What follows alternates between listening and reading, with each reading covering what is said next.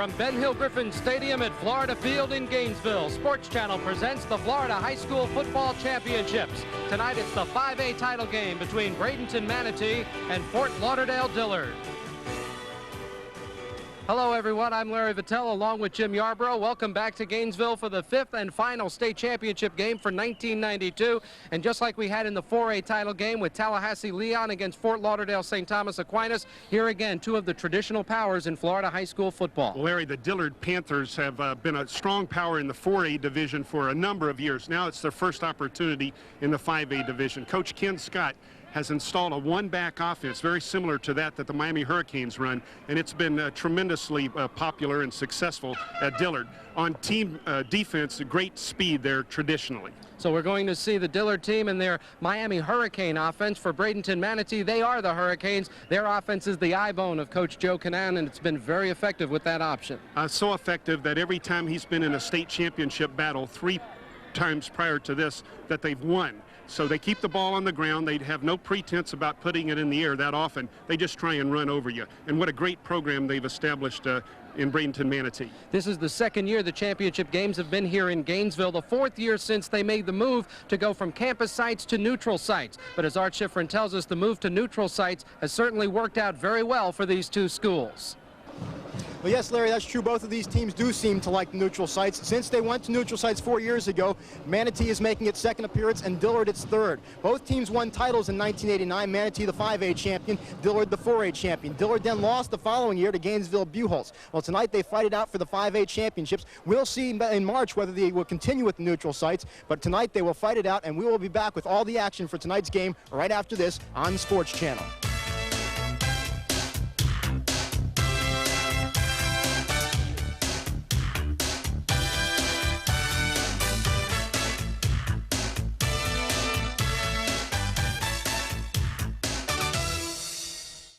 Who's going to get the ball first in this 5A title game. Manatee 12-1 on the year, ranked number 7 in the state of Florida.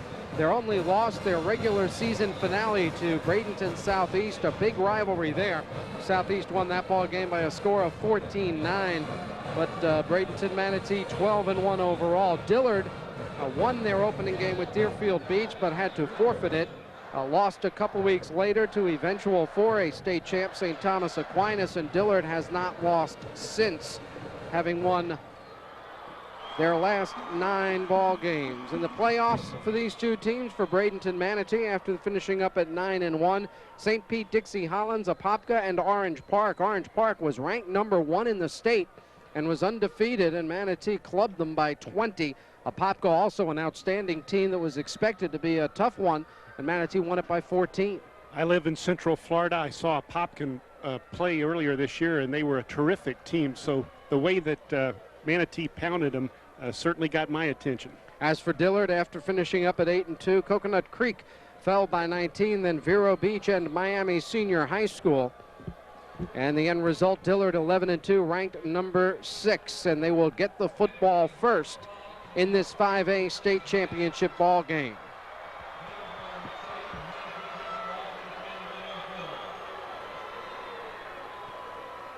Our officiating crew is from the Big Bend Association up in the Tallahassee area. They'll be working today's 5A championship game. They're the unsung heroes of Friday night football in the state of Florida. Obviously, a very important ingredient to the success of the status of high school football in the state. There is great high school football in the state of Florida, as we have seen in our first 4 championship game.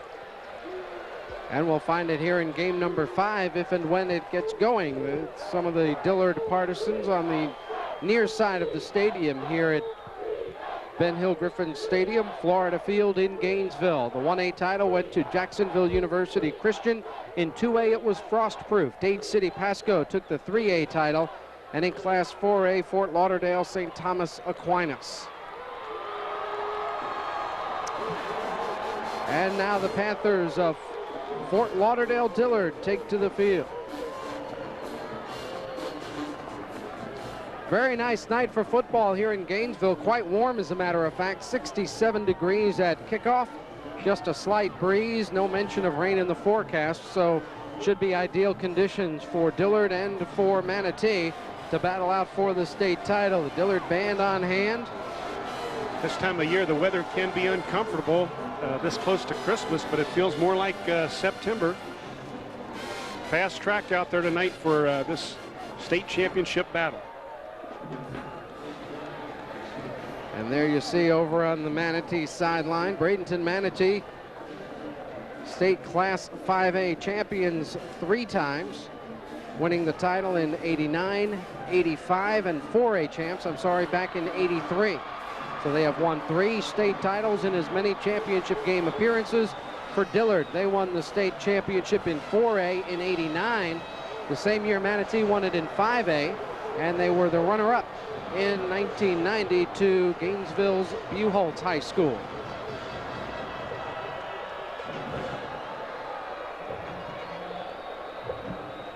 And we're just about set for the opening kickoff of the 5A championship game. Stevenson puts a leg into it, kicks it right through the end zone. Dillard's Clarence Gallagher and Eric Hickson back there. Hickson fielded it, could not run it out of the end zone. And that's where we'll start off for the offensive line for Fort Lauderdale Dillard. It's a big group up front. The tackles, Gammons and Davis, both go 255. In the receiving core, they don't throw the ball with great effectiveness in a way. They have 21 touchdowns, 16 interceptions. The top receiver was Williams. And Lamont Kane, the quarterback who runs the show, over 2,000 yards passing. But as we mentioned, those 16 interceptions have been costly. Man in motion, flag on the play. The pass is caught, but that will not count as the running back was in motion for the Panthers. Weldon Carter, the wide receiver, on the reception, but as you mentioned, there was movement, and the play will come back. Let's see if we can pick up on the replay. Yep, it's the tailback moving forward toward the line of scrimmage, DeJuan Marshall. Obviously, that can't be done, and they start the game with a penalty. Jim, you talked about the fact they use a one-back set most of the time. Not only that, illegal motion against a blue team. Replay first but down. they'll alternate up to 4 running backs. Yeah, a lot of depth, obviously, in that offensive backfield. Give a lot of kids an opportunity to play, and you always got fresh legs on the field. In their semifinal win over Miami Senior High, each of their top 4 running backs carried the ball once on their first 4 plays from scrimmage. Now let's see what Dillard will go with on 1st down and 15. On the run, on the carry, running right side, and not much there as the Manatee defense closes down. Nick Pagnotta is there at one defensive end spot as we take a look at the Hurricane defensive front wall. Not a big line. Goulash at 265, the only guy on that line over 217.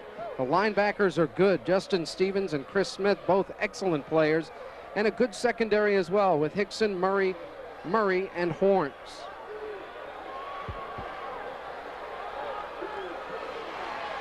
On 2nd and long, they look to go deep, and they do. The only man there is a Manatee defender, but unable to run it down with excellent coverage is Sammy Hickson. Artie Shaw, the intended receiver.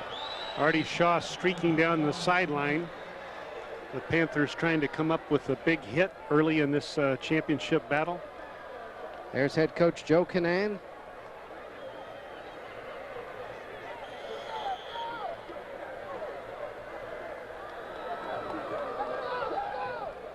And he's got a 3rd and long situation against the Fort Lauderdale Dillard offense.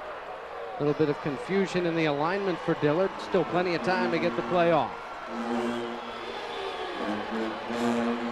Kane throws right side. It is tipped and intercepted. Headed back the other way for Manatee is Justin Stevenson. 1st and goal at the 4.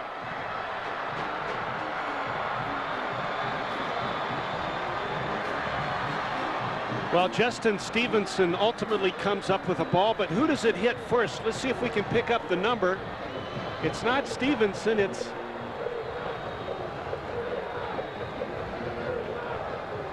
Joel Horns, the free safety. Yeah, it's 24, Joel Horns, the free safety. He could have had the interception, but it bounced right off his chest. And Stevenson, the linebacker, said, "Thank you very much, and I'll head for the goal line." A very strong offensive line for Manatee. At least 4 of those guys will play Division I football. The receiving core, and in the offensive backfield, Willie Taggart, a cat-quick quarterback running the offense. Second man through, and not much running room at all. Chris Hill might have gotten a yard down to the 3-yard line. The defense for Dillard: Dorsey, Bush, Roscoe, and Hall. Roscoe and Dorsey, the top 2 players. Abin Johnson, Richard Lewis, and Dexter McNair handle the linebacking duties. And in the secondary level, Simpkins, Lowe, and Sean Williams. You'll notice how tightly the Hurricanes pack in around that football with that 3-back offense. It looks like the old T formation right there. They fake to the second man. Taggart could run for a month as Willie Taggart gets the touchdown for Bradenton Manatee.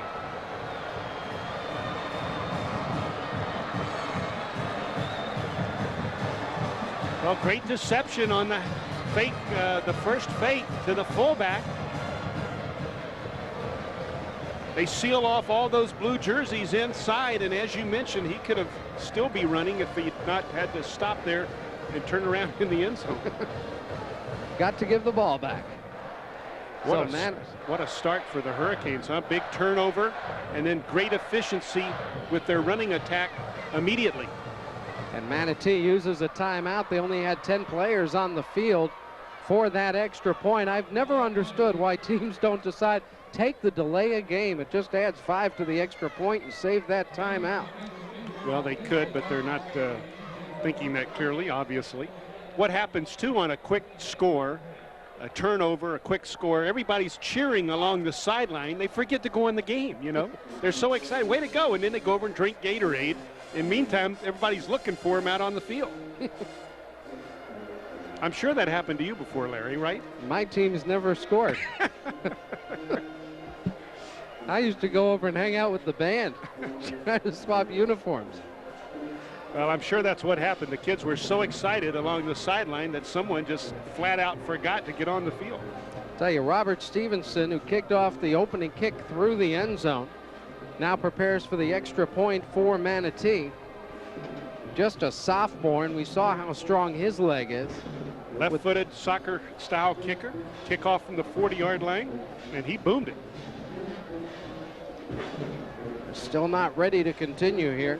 And for Dillard now, they have got to regroup mentally and emotionally after getting the opening kickoff and almost surrendering a score before they had a chance to get a few plays off.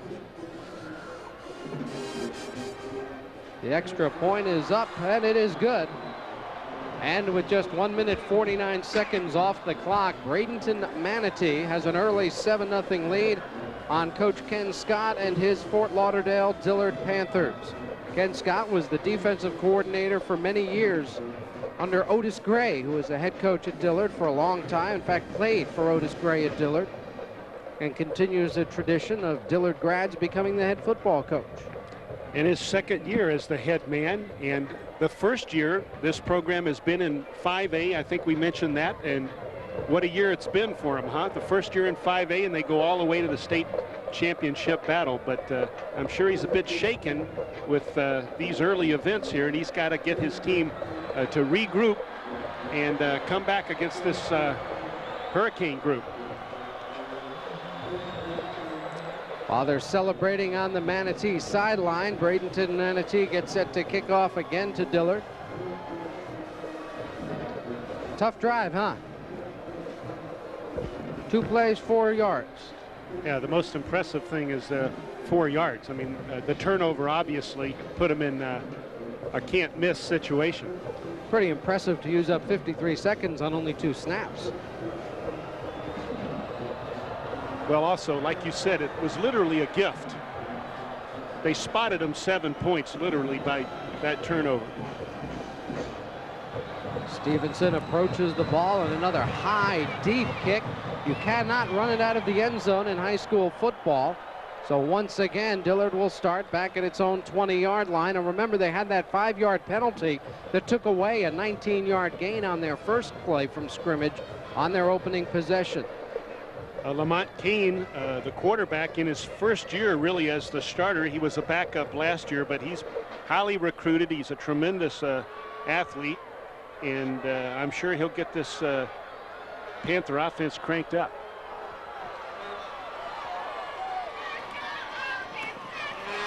Running inside, looking for room, not much there. On the carry for Dillard, that's Dwan Marshall, stopped by Justin Stevenson. Also Todd Murray, the strong safety, up there aggressively. You know, when you have one back up there, you're kind of tipping your hand, obviously, that if anybody's going to run the ball, it's that guy standing back there all by himself. So those two inside linebackers are keying, obviously, on the one back. Eric Hickson is now that one back. He gets the ball. Hickson's got 5, he's got 10, and he's up to the 35-yard line. So Hickson rips off a 13-yard gain and a Dillard first down. Now that time they were keying on Hickson, they just couldn't catch him. You know, it was a straight off tackle play. Hickson, again, one of those talented backs with 875 yards coming into tonight's ball game that you mentioned, Larry, will alternate on the field in that one back slot.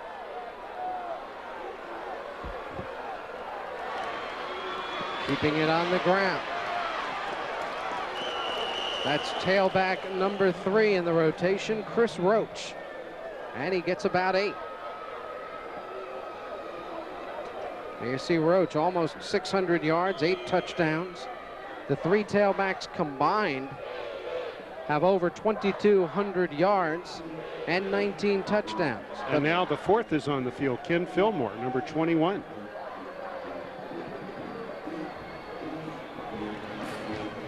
And they give it to Fillmore, who's got the biggest hole of the bunch.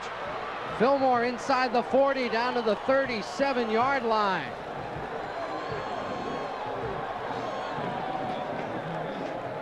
All 3 of those plays have come off the left side of the formation. You see Justin Stevenson, number 31, overrun the play right there.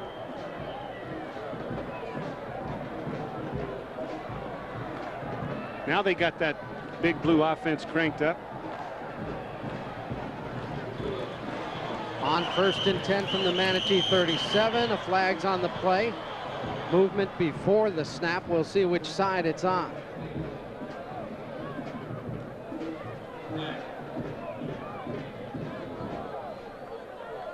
False start on Dillard. It'll be 1st down and 15. Well, after having so much success running the football, they have the mental mistake. The flag flies and they got to go backwards for 5 yards. False start against the offense. Replay, 1st down. Eric Hickson checks into the lineup, a tailback for Dillard. 7-0 Manatee on top. Early stages of this 5A championship game. Look at the depth of the inside linebacker. There's another movement that's on the tight end on the left side, but nice tackle by Chris Smith stops Dillard for no gain. And they may turn down this illegal movement.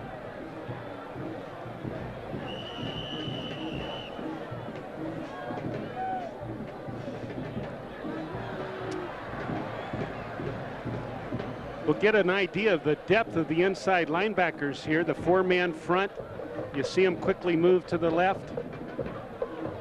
And that time it was Chris Smith, number 52, making the hit. Decline, 2nd down.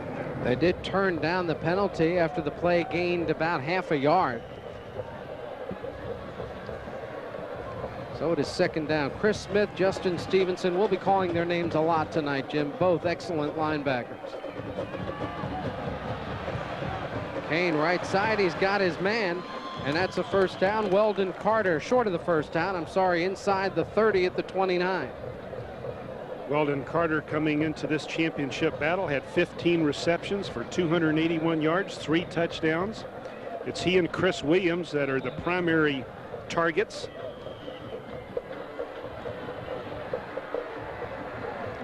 You see Carter almost 19 yards per reception. Got 13 on that one to bring up 3rd down. There's movement again on the line for Dillard. Well, they've had 3 illegal procedure penalties in this one series. They had one additional one, I think, than the prior series, and that's enough procedure penalties to last you 4 ball games, much less Dead 1 ball, quarter. false start, offense, 3rd down. And now instead of 3rd down and about 3, they've got to get 8 yards. Let's see if we can. The quarterback's checking off and both guards move. Obviously, you can't check off if you'd called first sound. Kane on the run, in trouble. Looking and throws it deep downfield. It's caught inside the 10 and down to the 4-yard line. Chris Williams. Well, somehow Lamont Kane gets rid of the ball, and he does so in a fashion that it can float into the arms of Chris Williams, who is uncovered. There you see Lamont Kane getting up, and he says, "Did we catch it? Did anything good happen?" A beautiful job by Kane, and look, no one's around Chris Williams at all. They simply left him alone after the quarterback started sprinting out of the pocket. Eric Hickson in the lineup at tailback. Breaks off 1 tackle and fights down close to the 2-yard line. Todd Murray, the strong safety, crowding the line of scrimmage there, much like a linebacker.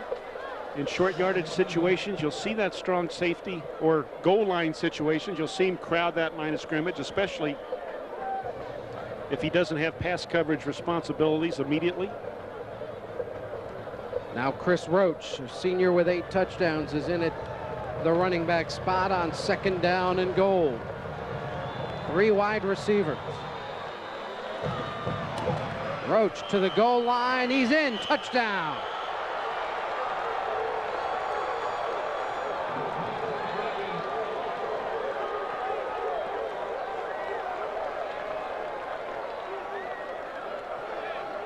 Well, the biggest obstacle that the Panthers had to overcome on that drive was their own mental mistakes, I think. They were really picking up huge chunks of yardage with that 1-back running game, but then they kept hurting themselves with those penalties, but they were able to overcome that and tie this thing up, or at least have a chance to right now. And the extra point is up and good. So Bolden converts the extra point, and we are all tied at 7.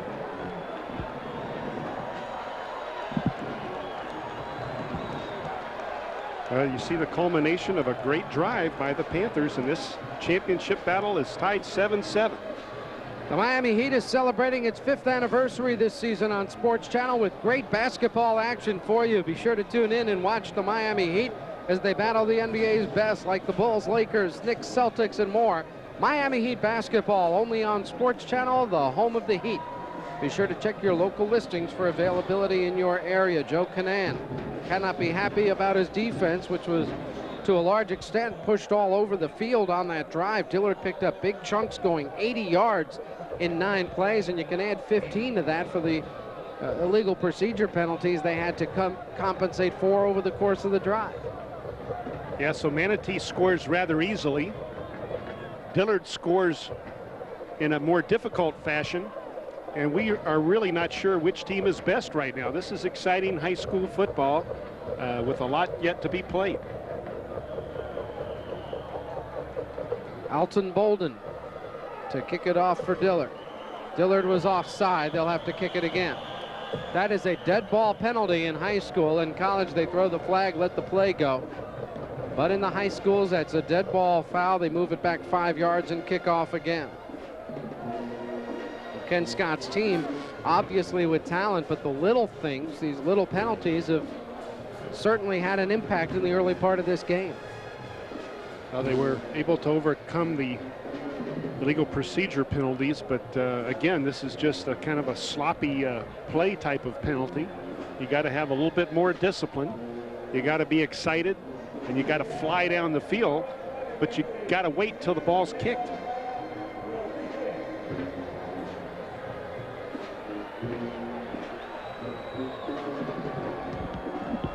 So from the 35-yard line,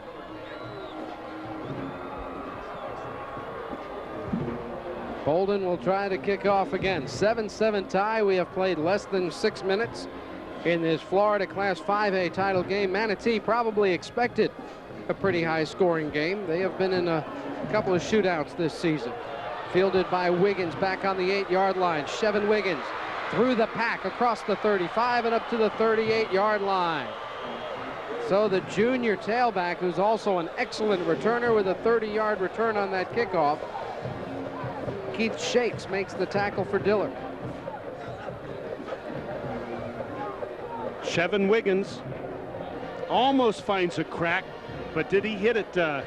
You know, that's the way to return a kick. He broke the first attempted tackle easily and picked up another 7 or 8 yards after he hit the first guys in blue. On first down, they pitch it to Wiggins. Wiggins has about 2, maybe 3 yards before he's dropped. Todd Carter makes the tackle defensively for Dillard at around the 40-yard line. Now, we talked about the alternating backs in the Panther attack. Well, that's not the case at Manatee. It's Chevin Wiggins who's the primary ball carrier. And look at those numbers right there coming into tonight's battle. Over 1,400 yards, 7.8 yards per carry. So he's the real thoroughbred in that stable of the Hurricanes. But they will run the fullback, Hill, and Hill there picks up about 7 and is pretty close to first down yardage. They'll spot him down at the 47-yard line. He'll need about a half a yard for the first down. Chris Hill, 180-pound junior, averages 5 a pop. You see he has scored 8 touchdowns. Taggart, Hill, and Wiggins, the three men in the backfield for Manatee, are all juniors. They will all be back. In fact, Manatee only starts 4 seniors on offense. This will be a very good team next year, as Joe Canan's teams always seem to be very good. There's Hill with a big hole. Hill to the 46 of Dillard and a first down. Richard Lewis got a shoestring tackle and held on. One of the biggest tackles in the state of Florida at right tackle, Keith McMahon, number 76, 6'6", 300-pound senior. Alongside him, Dan Locker at 190, but he's 6'3". And then Pat Klein, the center, 6'4", 230. Excellent movement that time by that front wall of the Hurricanes. And they have a 1st and 10 at the Dillard 46.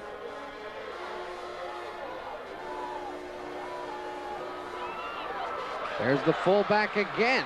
He's got 11 yards and another first down. Pat Lowe, the free safety, makes the tackle, but Manatee ripping big holes in the middle of the Dillard defense. Watch the right guard trap. Number 61, Dan Locker, throws the trap block, beautifully executed. Quick trap to the fullback. And you see why Chris Hill has picked up all the yards that he has, over 800 during the year. And Dillard has called a timeout to regroup defensively, so Joe Canan out on the field to talk with his offense, and that line has got to be feeling pretty good about themselves. Scott Boyce, Brad Loudermilk, Klein, Latcher, and McMahon across the front wall has been a dominating unit all year long for Joe Canan and Bradenton Manatee, and they are having an excellent drive so far here with 3:56 to go in the opening quarter. The broadcast rights to today's telecast have been granted to Sports Channel Florida by the Florida High School Activities Association solely for the entertainment of our audience. Any reproduction, retransmission, or other use of this program without the express written consent of Sports Channel Florida is prohibited. Along with Art Schifrin and Jim Yarbrough, this is Larry Vitale with you from Ben Hill Griffin Stadium in Gainesville, where Bradenton Manatee and Fort Lauderdale Dillard are all tied at 7.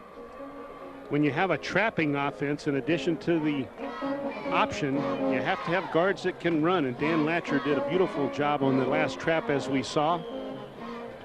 There we get a look at the Dillard fans that have come all the way up from Fort Lauderdale to cheer on their Panthers.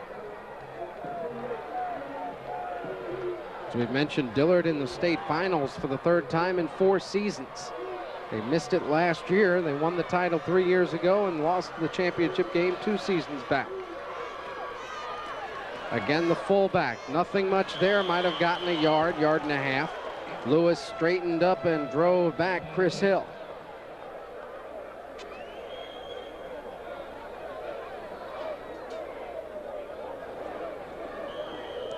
Number 89, Ronnie Smith there in your picture, junior tight end for Bradenton Manatee. In their 3 playoff games, Manatee has scored 111 points. 36, 38, 37 in their 3 games. 2nd and 9. Fighting his way, stumbling through traffic is Wiggins. He might have gotten 3 down to the 31. That time, Larry, they pulled Dan Latcher, the right guard, and the huge Keith McMahon. Watch the right tackle, number 76. Look at how quickly he gets out there and gets a piece of one of the guys in blue. Actually kind of lays on him and finishes him off at the end. But that's the dimension I was talking about. If you're going to trap and pull folks, you got to have guys up front that can move. And certainly the Hurricanes are proving that that's the case with their offensive unit. Willie Taggart, who completes over 60% of his passes, facing a 3rd down and 6, and they don't get the play off in time. So it'll become 3rd and 11.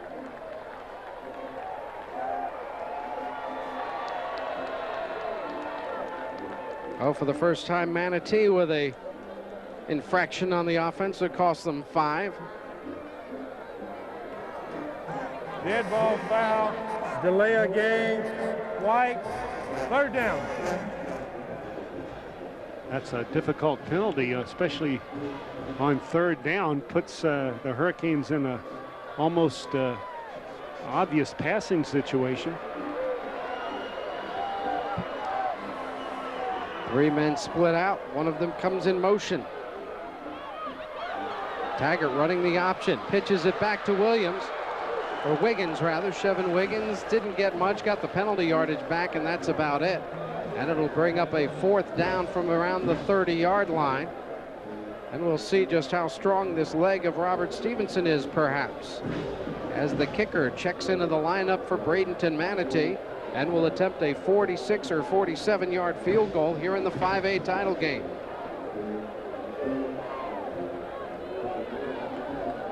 He'll spot it just outside the 37, so it'll be a 47-yarder. We have seen Stevenson kick off twice, both times into the end zone, so his leg is plenty strong enough. You'll look at it from the end zone. There's a line drive kick, and it is good. A 47-yarder for the sophomore lefty sidewinder, and Robert Stevenson has broken the tie and put Manatee back on top. Chevin Wiggins did a great job of getting that ball down for the place kicker.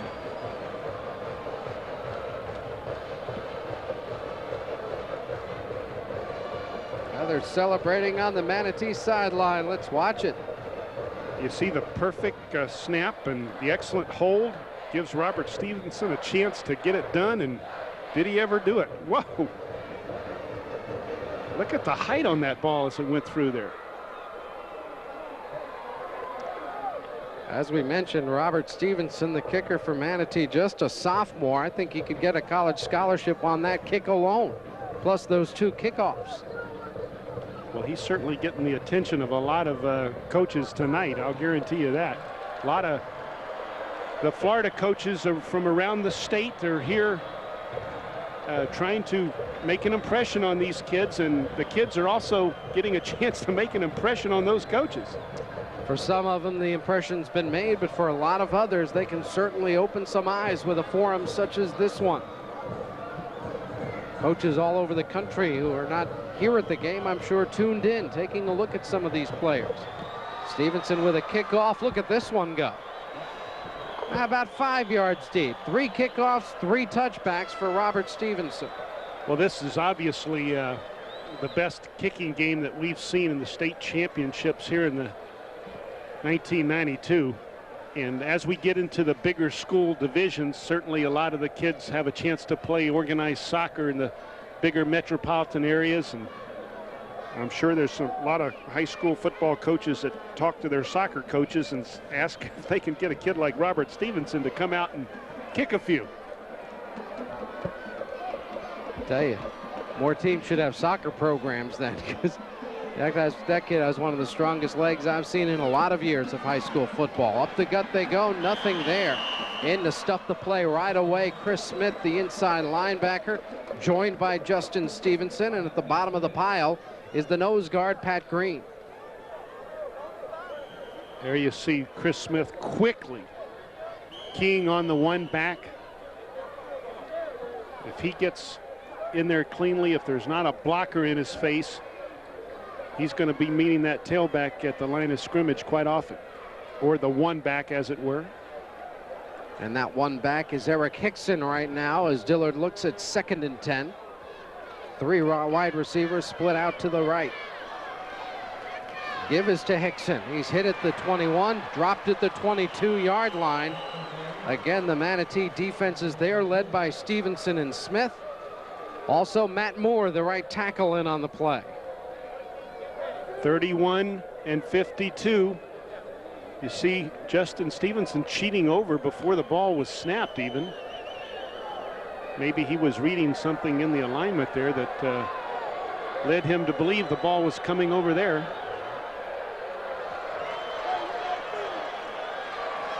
On 3rd down.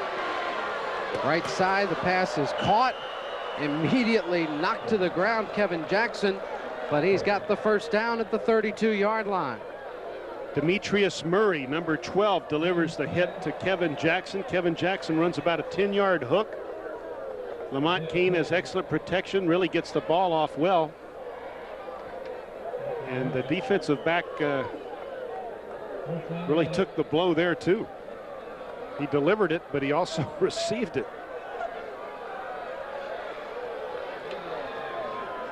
First and 10 from the 32. The give is to Fillmore. Fillmore, another big hole opens up, and he rambles up to the 45-yard line. He's the running back who gets the least duty, but today he has gotten 2 big carries and picked up 34 yards. This time it's a missed. Well, actually not so. Both inside linebackers were blocked. I thought there was a missed tackle, but you can't make the tackle with a big lineman in your face, and that's what happened. That was excellent execution by the Panther offensive line. And that run will mark the end of the 1st quarter of the Florida Class 5A state championship game. 17 points on the board. Bradenton Manatee leads 10-7.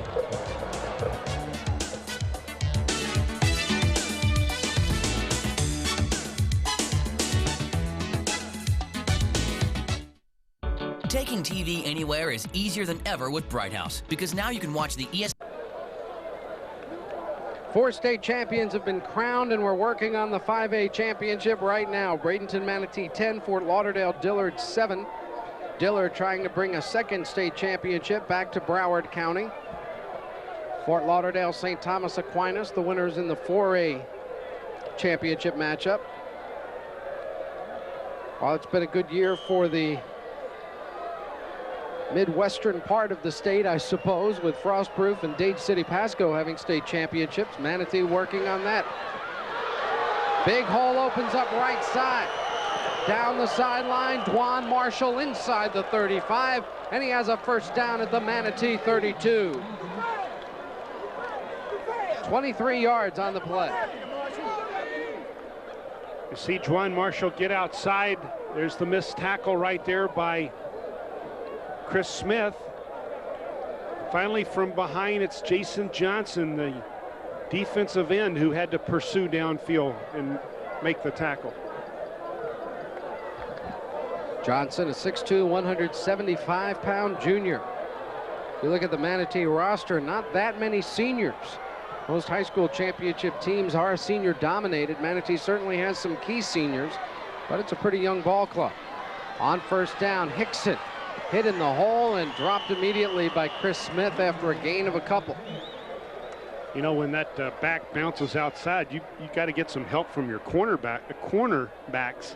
They need to come up and support. You can't ask those inside linebackers to run sideline to sideline to make tackles on swift tailback type athletes.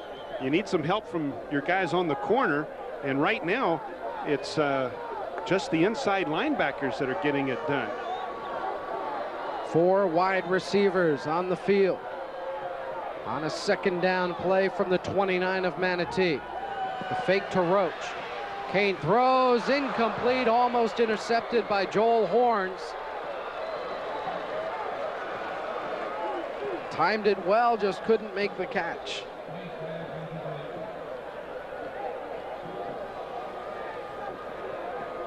Joel Horns had an interception right there, playing free safeties in center field. You got trip receivers to the right side. There's the inside slant. Horns reads it all the way. Just can't come up with the grab. It looked like Tobias Simpkins was running that route. Couldn't pick up that number. On third down, they go with the run. Fillmore to the 20-yard line. He's got the first down. Was he down? The ball was loose, and they say he was down at the 20-yard line. So it'll be a first down for Dillard at the Manatee 20. Yeah, I think it's one of those cases where the ground cannot make you fumble. Let's see Fillmore. Yeah, as he hits the ground, the impact jars the ball loose, and good call, and a good first down again by Dillard.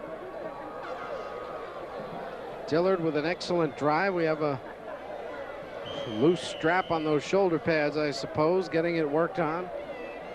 The offensive tackle, Marlon Davis. And Dillard looks to keep their drive going at the Manatee 20 with a first down. Dwan Marshall in at the running back spot. He gets the call.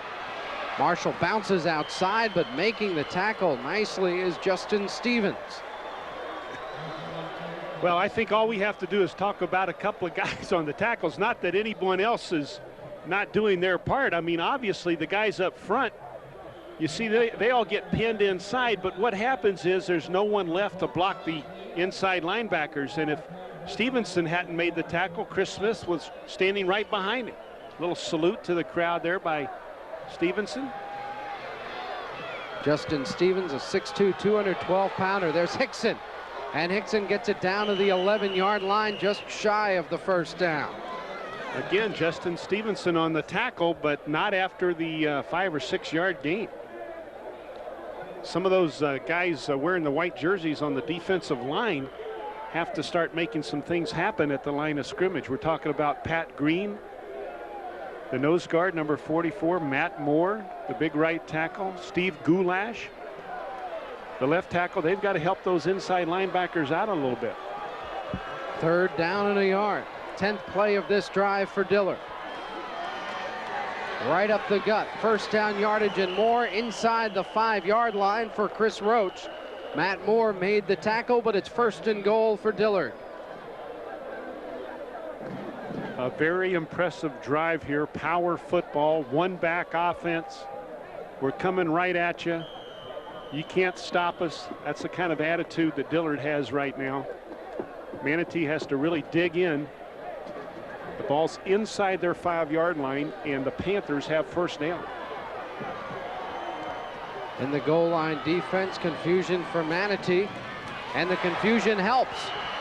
As busting in there to make the play, Steve Goulash along with Jason Johnson. You wanted the guys up front to do something, they did. Let's take a look at Goulash, the left tackle, number 74. Look at the slant. He beat the block of number 67. Melvin Williams, the right guard. That's the way to go. Now the officials have brought the captains of the two units together. This may be the old trash talking warning being given to both sides. Lamont Kane. I don't know if this is the time when you try to find out what you can and can't say.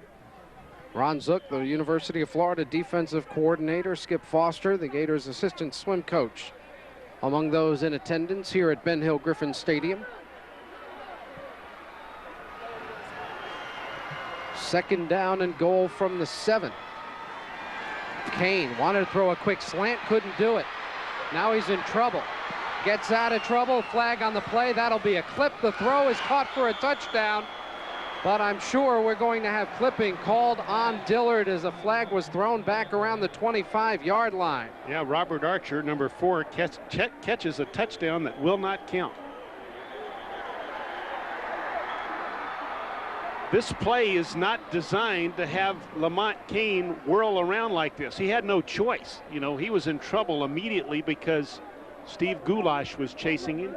Once he does reverse his field, he's got plenty of opportunity right here, but someone behind him, and for no reason, really, it wasn't going to make a difference on the play, decided to make a hit in the back. Dillard players shaken up in the end zone.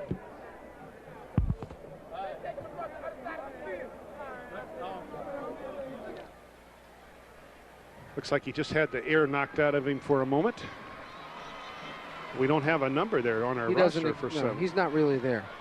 We apologize, but we don't have a 7 on our roster. So we'll find out who that young man is, but the clip was on the 25-yard line. I think we had it, Jim, on that replay as Kane started to roll to his right. I have a clip on the blue team with. And that, from the spot of the foul, puts it all the way to the 40. Now we're going to get a chance to see it, I think. Marlon Davis, well, I don't know about that. He was just diving. Maybe that was the call. It was really close. He was just throwing his body out there, and he barely winged the guy. There you see the 5th penalty already on Dillard. And here's a situation you see all the time. 2nd and goal from the 40. And they run a draw play. And that'll be good for about 12 yards to bring up 3rd and goal at the 28. Nick Pagnotta makes the tackle defensively for Manatee. We might Dwan Marshall. We might see something, like you said sarcastically, that we see all the time. They might actually make this from the 40-yard line, 40 yards and goal. That was a healthy gain, wasn't it, right there on 2nd down?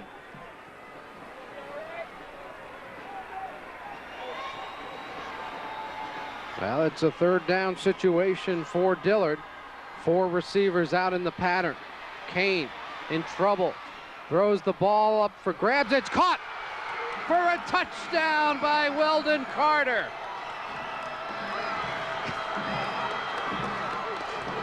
He has got to have a shamrock in his pocket somewhere. 28 yards. I don't know if Kane even knew who was out there.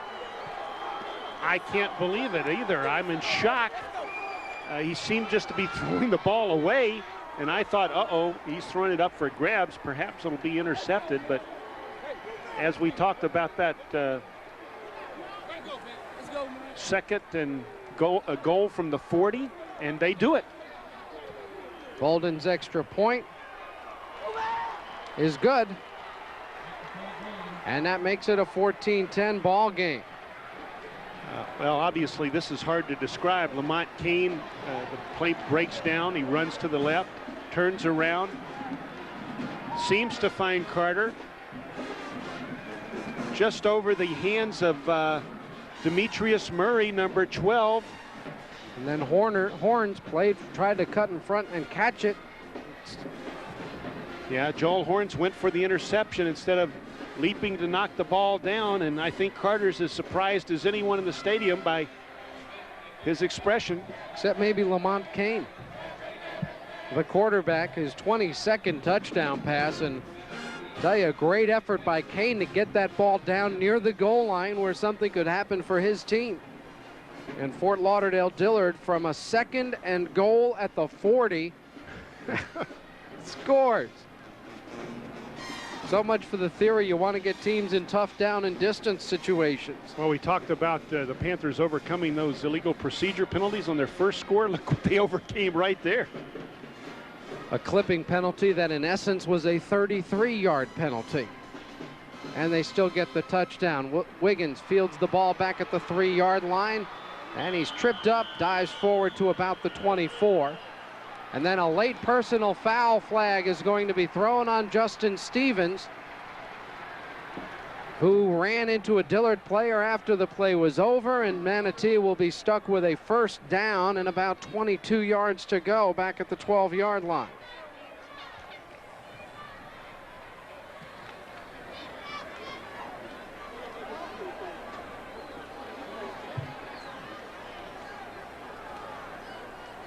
Joe Canan can't be happy about that penalty.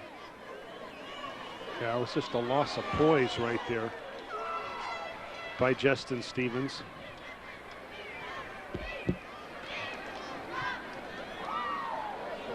So they'll move it back to around the 12 or 13 yard line, and it will be 1st and long for Bradenton Manatee right after giving up a touchdown when it appeared the penalty would stop Dillard on the drive. Now Manatee's got a very tough situation. We have a dead ball personal foul against the white team. 1st down. They mark the ball just outside the 12-yard line, and they'll have to get to the 35, so just about 23 yards to go for Bradenton Manatee, and this is a team that believes in running the football. Taggart on the option, keeps it. He's got about 6 yards up to the 18 before he is wrapped up. James Roscoe, Derek Hicks there defensively. There you see all the offense Fort Lauderdale Dillard has mustered here in the opening half. And that one-back offense is really working, and some of those excellent, miraculous pass receptions certainly haven't hurt as they've piled up those yards.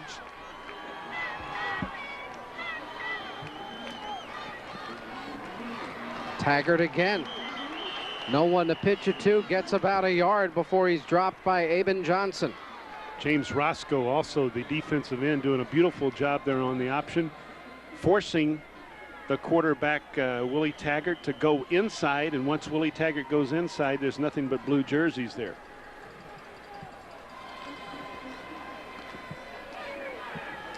So it's 3rd down from the 19-yard line. They need 16 for a 1st down.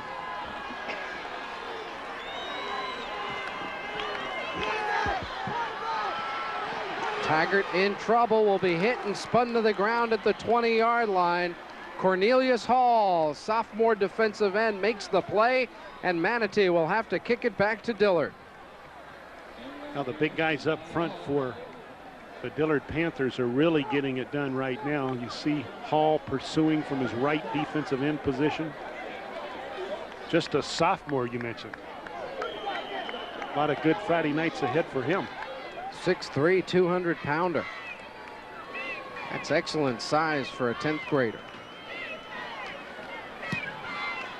Stevens with the punt.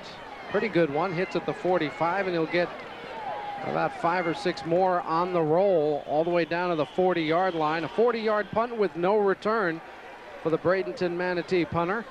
And Fort Lauderdale Dillard, whose offense is driven a long way on its last 2 possessions, has the ball at the 40-yard line with 5 minutes to go here in the 1st half. Well, certainly the momentum is with the guys in blue right now, and that Hurricane defense has to reestablish something if they hope to get the ball back and perhaps get a chance to get points on the board before this half is over. Right now, the Panthers are in control. Every time Manatee has had pressure on Kane, he's gotten away from it. They run it on 1st down, nothing at all there.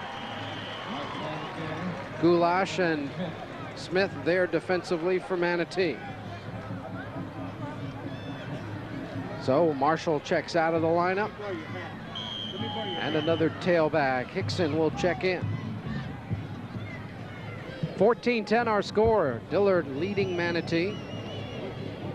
4 minutes, 15 seconds to go in the opening half of the Florida Class 5A state championship game.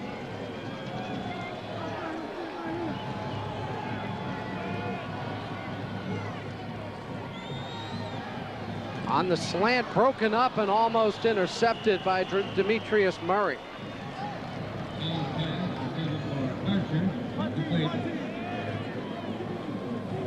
Like Joel Horns as well in coverage. We're at Ben Hill Griffin Stadium, Florida Field in Gainesville, the site of the Florida High School Football Championships. 4 state titles have been decided. The 5A title on the line in this game between Fort Lauderdale Dillard and Bradenton Manatee. We have 4 minutes to go in the opening half with Dillard up by a score of 14-10. Along with Art Schifrin and Jim Yarbrough, I'm Larry Vitale. Glad you're tuned in wherever you're watching Sports Channel. Hope you're enjoying the ball game. Can't beat that. 5 of 5 on 3rd down conversions. Throws deep, incomplete. Up there trying to make the catch was Horns. He couldn't bring it in, but Dillard stopped on 3 plays, and they'll have to kick it back to Manatee with 3:54 to go. Joel Horns cannot believe that he's yet to get an interception. This is about the 2nd time tonight. Look at this. Oh, he makes a great leaping effort, but not able to make the grab as Kane had thrown behind his receiver, who was running a quick post route. And Roach, who averages just 27.4, snapped right over his head. Roach going back, picks it up at the 10-yard line, and he will be hit and tackled at the 8. Flag on the play. That'll be clipping, and Manatee will have the ball inside the Dillard 10. It was mistakes. Well, just a complete breakdown because of the high snap. They're not able to get the ball off. The officials huddle around, but I saw the clip on the part of a Dillard player while they were scrambling for the loose ball. Here comes the call. They'll decline that. There you see Roach. I don't know if he's injured or just extremely upset with what happened. He was getting his leg twisted around a bit as a Manatee player had grabbed him, and he was trying to spin loose and was unable to do so. Let's go down to the field to Art Schifrin. That play was very reminiscent of the Gainesville-Buchholz game against Dillard 2 years ago in the championship.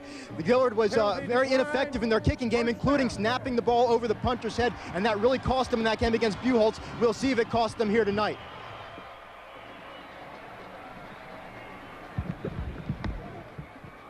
Let's see what happens to Roach here. Oh, his leg's getting twisted, then he gets hit in the back.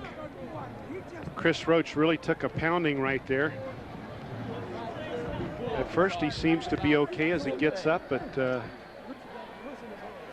what a huge break for Bradenton Manatee. You know, they're hoping to get the ball around the midfield stripe or something like that, and they get it at the 8-yard line. You recall the distance of the Hurricane scoring drive before? 4. 4 yards. 2 plays. Look at this one. Might take them 4 plays.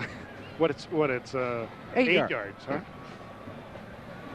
Apparently, it's got to be that left leg or his right leg, the way he was twisting around like that. Well, maybe not. But then he also got hit in the back, Larry, with the third guy there hit him in the back. He was twisted and beaten up all in one outing. He said, "Hey, I just went out there to punt the ball." You know, what's happening here? Okay, Goulash gets him around the leg. Yeah, big Goulash. He's one of the strongest guys on the field. Now watch this hit. This is the one right here. Ow. First and goal from the 8-yard line. And there's a flag on the play. We're going to have motion on Manatee, and that's a costly 5 yards in this situation. 3:34 to go in the first half. Bradenton Manatee down by 4. And they'll have first and goal at the 13. Well, I don't think it was obvious that someone jumped, but evidently there was a little bit of movement. And of course, a little bit of movement's a violation too, but we didn't pick it up initially. We have a dead ball penalty, false start on White, replay first down. Oh, that hurts big time. You're on the 8, first down. Now you're on the 13. Plenty of time to go here in the first half, still over 3 minutes. Let's see what Manatee goes with. They've been outgained by a bunch, but if they could get 13 yards in their next 4 plays, they'll have the lead. On the option, Taggart is hit and stumbles down at the 1, couldn't get his balance back. Otherwise, he had a lot of running room. Cornelius Hall did a beautiful job right there. We talked about the pressure on the end as he sees the option coming at him. And again, he's going to force the quarterback inside. Look at that play right there. He doesn't make the tackle. He trips him up, but forces him inside where he can't do as much damage. There's no tailback to pitch to once he eats the ball inside. Manatee got good yardage with the fullback, and they go to the fullback. Nice call, touchdown.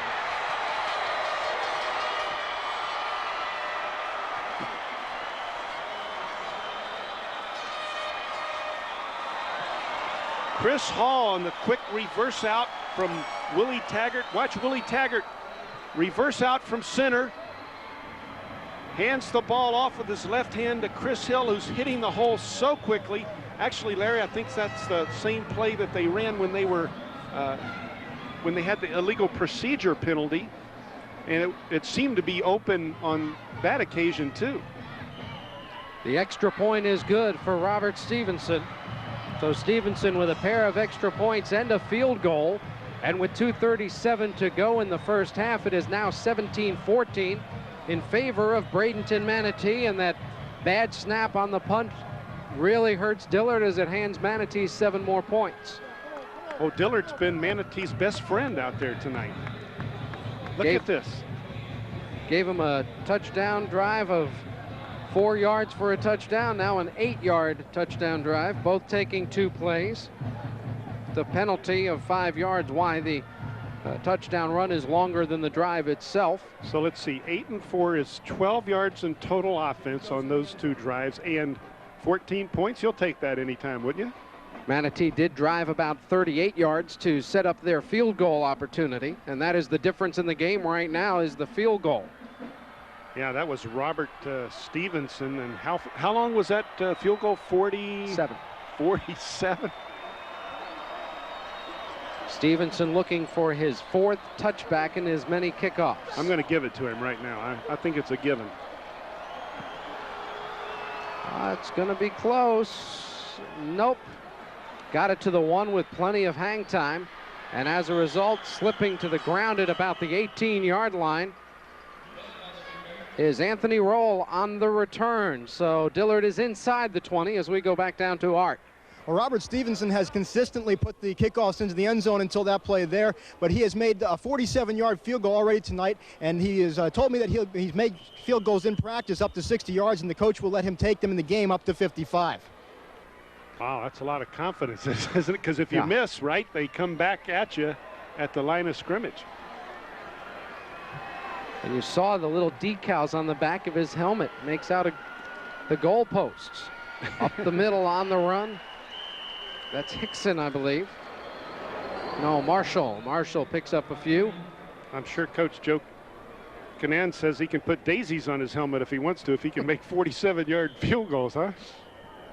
I want to be there when someone asks him. Give him 4 yards. It'll be 2nd and 6. Dillard not in a hurry with 1:52 to go. Clock running in the first half. 17-14 is the score. Well, Dillard's got to be shocked, you know. They've really out-muscled Manatee, with the exception of those bad plays that gave tremendous field position to the Hurricanes. Kane incomplete. Climbing the ladder but not able to get up and catch the ball was Robert Archer.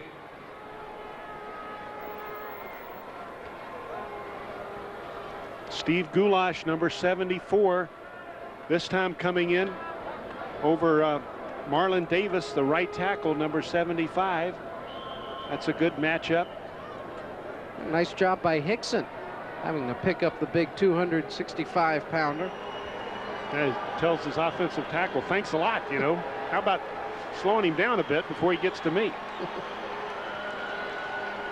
Man in motion on 3rd and 6, quarterback draw. Kane could have gone straight ahead for the first down. Instead, he runs wide and does not pick it up. Lamont Kane gives up the first down. It'll be 4th and 2. Todd Murray, the strong safety, only 5'7", 150. All kinds of real estate in front of Lamont Kane. He saw Stevenson closing quickly on him, so he's tried to go left, and Todd Murray was hanging on his shoulder pads, denying the first down. And Manatee quickly calls a timeout with 1:16 to go. They want Dillard to snap it again on a punt. Of course, Roach, the punter, was shaken up on the play. Now, that's an excellent point. So the center obviously is a bit shaken because of his experience too. Coach Ken Scott just wants to get into the locker room with a 17-14 score now. In fact, Roach is not going out there. They have the whole punt team on the sideline. In high school football, the coach can join his team on the field, or he can have them join him on the sideline. Who's grabbing the ball? Punt team out here. Okay, Kyle. He's trying to get his punt team organized so he can give them the instructions that he wants them to have. Chris Williams of Dillard pleading his case over something or other. There you see 17-14 with 1:16 to go. Manatee has 2 timeouts remaining. Roach will go back there to field the snap. First one went right over his head. Manatee setting up for the return. That's a high short kick, not a returnable kick. It hits at the 48-yard line and will be down right around midfield. Manatee will start at its own 49 with 1:06 to go in the first half. And this is how we got to this point at 17-14. An interception set Manatee up at the 4-yard line. 2 plays later, it was 7-zip. Then Dillard, a long drive for a touchdown to tie it at 7. A 47-yard Robert Stevenson field goal made it 10-7 Manatee.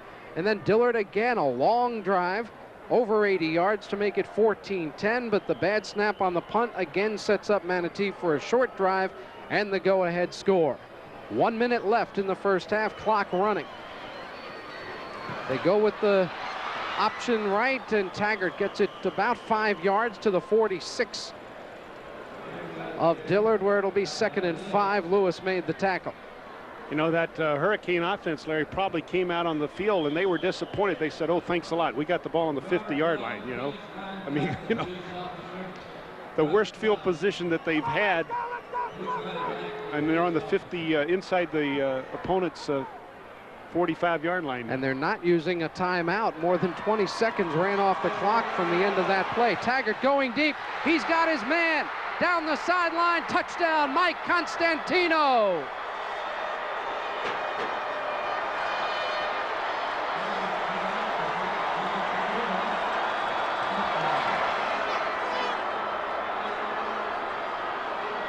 Well, it's a great fake to the fullback on the play action. Mike Constantino flies down the sideline. Tobias Simpkins, the cornerback, hesitates momentarily. And that just one hesitation allows Constantino to fly by him. And Willie Taggart delivered the strike.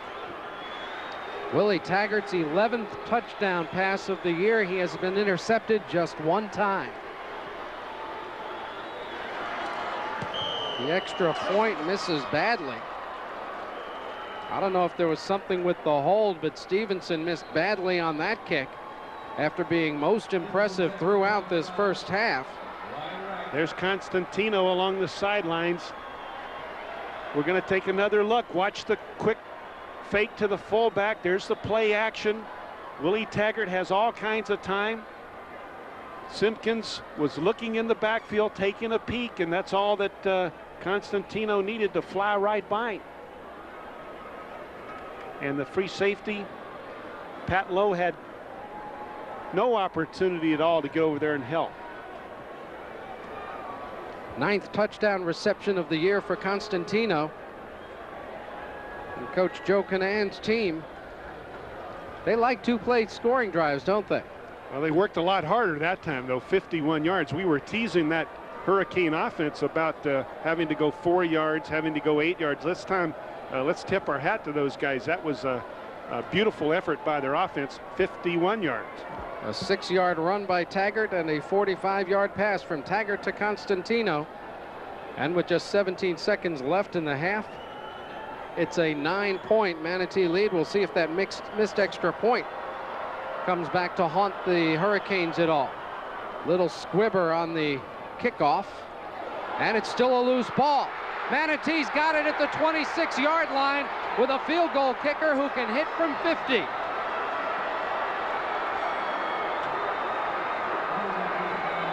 Was that number 42?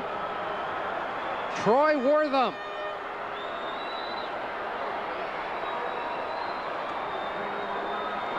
He's a happy Hurricane. The ball takes a crazy bounce and then it's mishandled in the wedge. It's the crazy bounce and then the bit of mishandling, and Manatee has a chance for more points here. And Dillard has to call timeout. because they were not ready to play, and Manatee was. 4 seconds ran off the clock with 13 seconds to go. Taggart and company could take 1 or 2 shots at the end zone. At the moment, it would be a 43-yard field goal, right, maybe a 45-yarder, and it's right down the middle.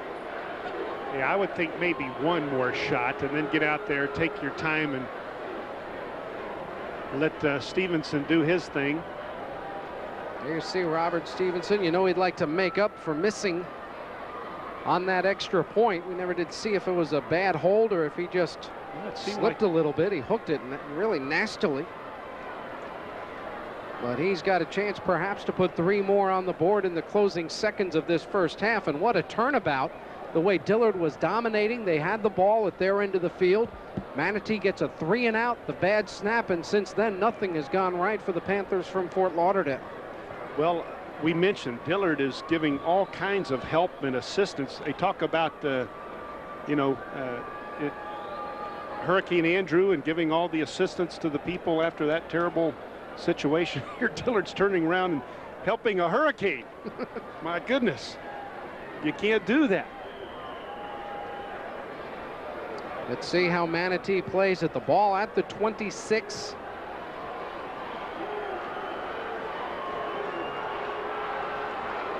Taggart threw for a touchdown on his last play with a man in motion.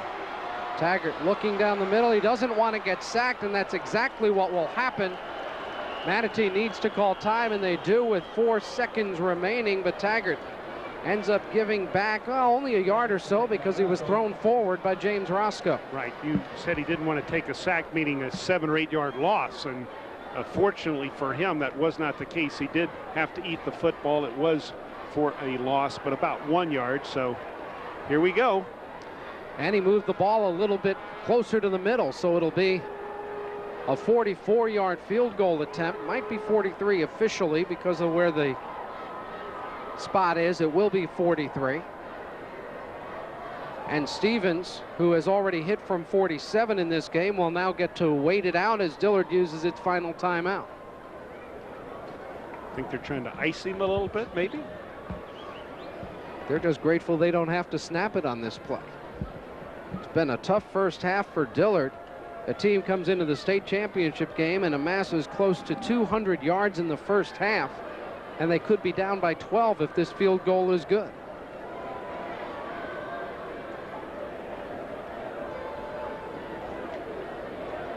There's also Robert Stevenson. He wasn't the part of either team's huddle. He had his own little meeting with the kicking tee. Well, that's what you should do. Leave the kicker alone. Don't say anything to him. Leave him alone. Just do your job. Let him try and do his. Now you'll have a great view from straight on. He certainly has a strong enough leg. We've seen that.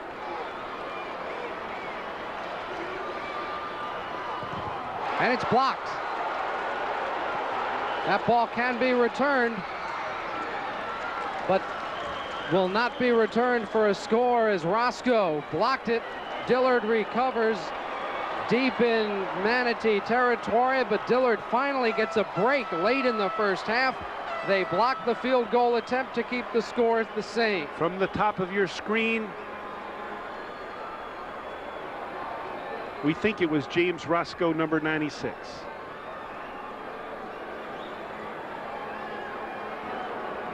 And Doc Pollard of Manatee has got to do a better job on that block. He just let Roscoe run right by him. Let's go down to the field to Art Schifrin.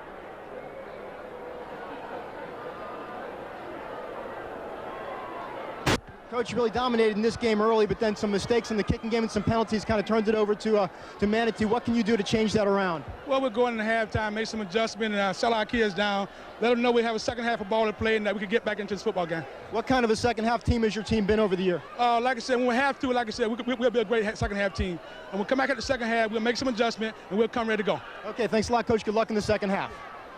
No question, Dillard got a lift emotionally on the blocked field goal, and we'll be back with the second half for our halftime. First of all, we'll have our halftime here on Sports Channel after this timeout. Manatee with a 9-point lead at intermission.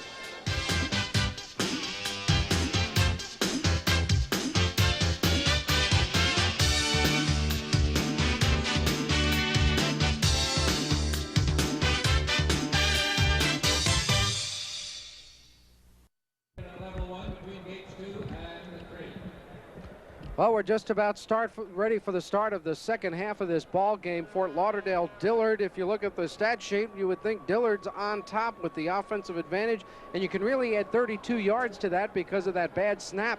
They had almost 200 yards gained in the first half.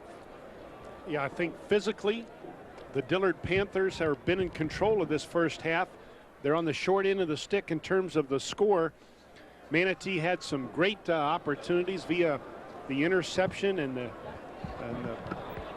bad punt attempt, the snap going over the head of the punter.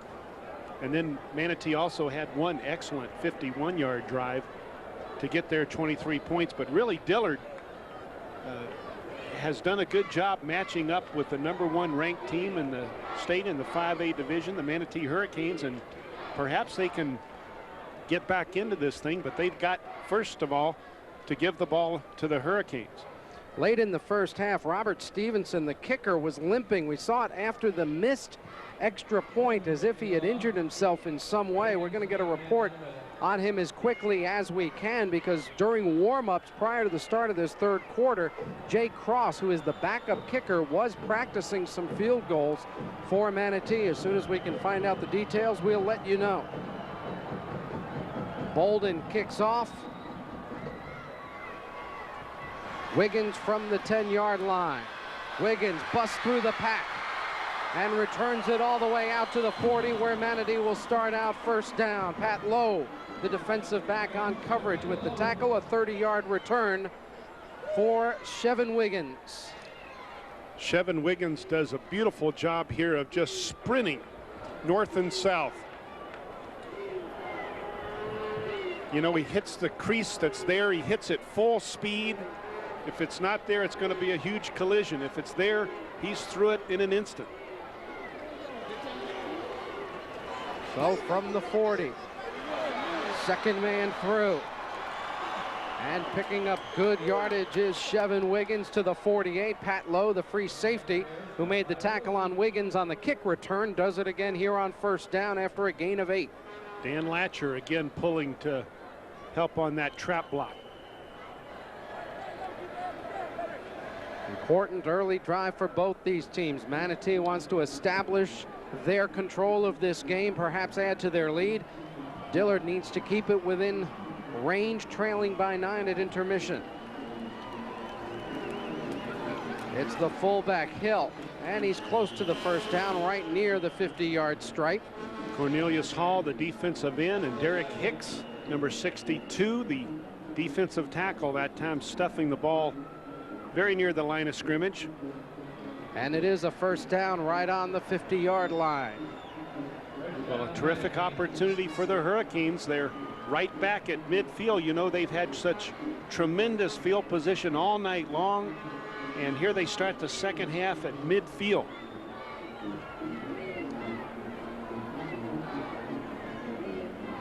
There you see the Manatee has had great field position all day long. That has helped them since Dillard has outgained the Hurricanes.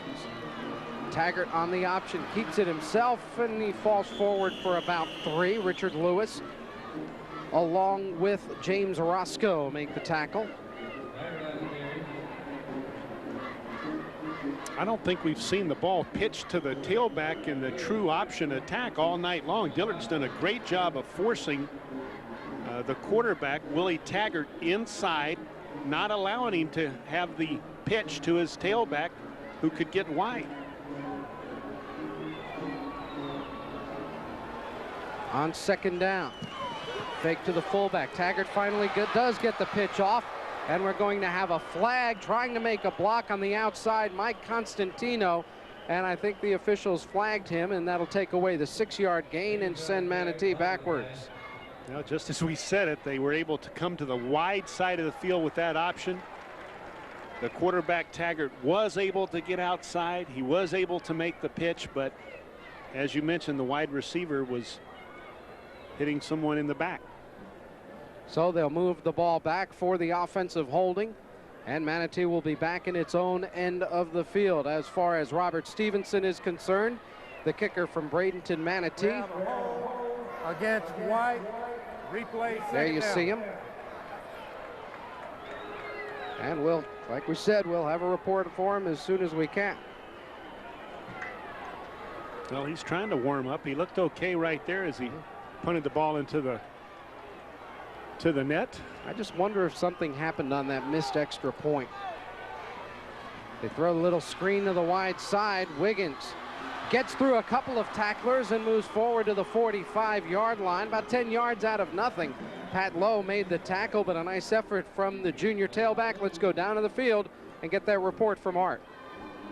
Robert Stevenson's got a pulled groin muscle, but he is practicing punts right now, and he says he will be kicking for the rest of tonight's ball game. Just a pulled groin, but it's not going to keep him out of the game. Okay, so Stevenson did get injured somewhere. It was obviously after that 47-yard field goal. Remember, he had the next field goal attempt blocked, so we couldn't tell much on that. And he squibbed kick off that fourth one, if you recall. Wiggins run out of bounds at the 41. He'll be less than a yard shy of a first down.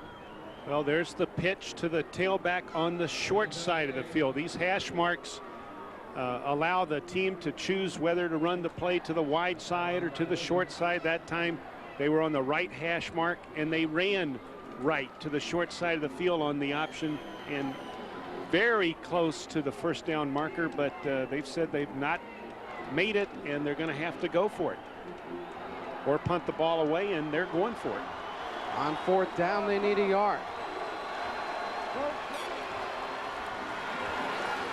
Taggart still has it, and Taggart will be dropped. Where do they spot him? Short of the 40. I think so. Dillard holds. A huge play by the Dillard Panther defense right there. It was a beautiful fake initially to the fullback, but then the team speed of Dillard was able to collapse on the quarterback Taggart before he could pick up. Watch the great fake here. Now they realize the fullback does not have the ball. Look at everyone sprint to Taggart.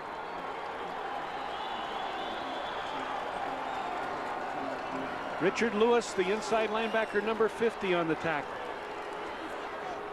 And now Dillard gets good field position at the 41-yard line, trailing by 9. Big defensive series for the Panthers. And they go on offense for the first time here in the second half. Oh, fumble. Fumble! Still loose, and Manatee's got it. Jason Johnson, the junior defensive end.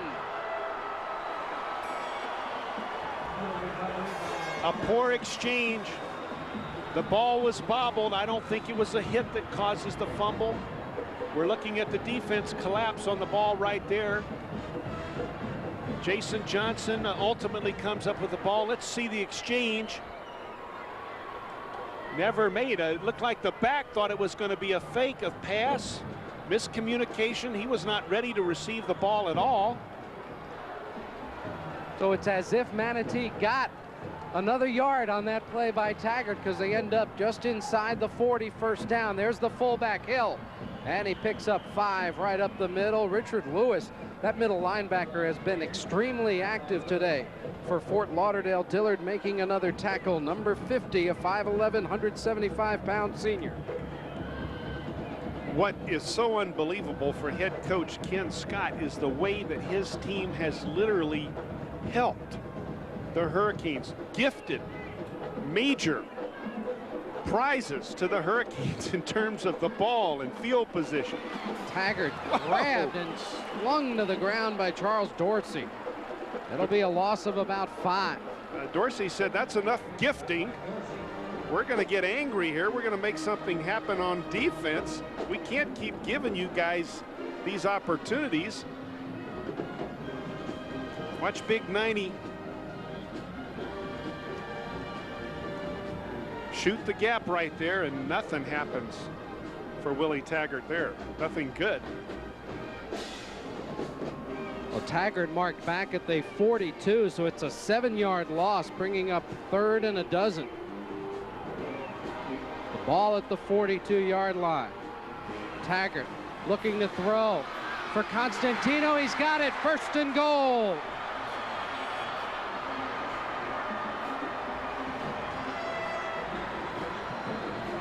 Well, I think the other factor, the other ingredient we have to add in is the big play. The Hurricanes are coming up with a big play, and it's Constantino for the second time tonight. The prior big catch was a touchdown. That time Pat Lowe, the free safety, and Tobias Simpkins, the young fella he beat on the street for the touchdown earlier, both were in coverage and could not quite make the play on Constantino. There you see the numbers for the junior wide receiver. Oh, 79 yards on 2 receptions. Just a toss sweep. Wiggins hit at the line of scrimmage, might have fought his way forward for a yard. Cornelius Hall along with Aben Johnson.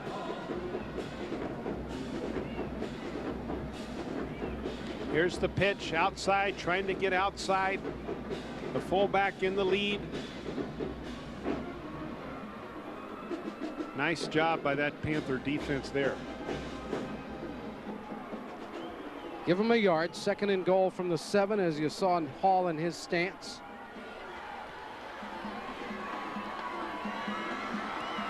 Taggart just does get the play off. Tried to give it to the fullback Hill, and he is driven backwards by Brian Brown, 226-pound junior.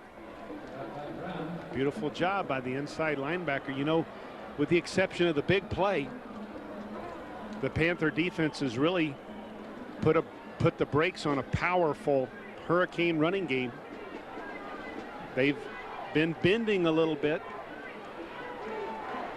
but they've really done a good job against the rush. It's the big play that's really hurt them in the horrible field position that the turnovers have given the Hurricanes. Taggart throws the screen back left side. Wiggins in the end zone, touchdown.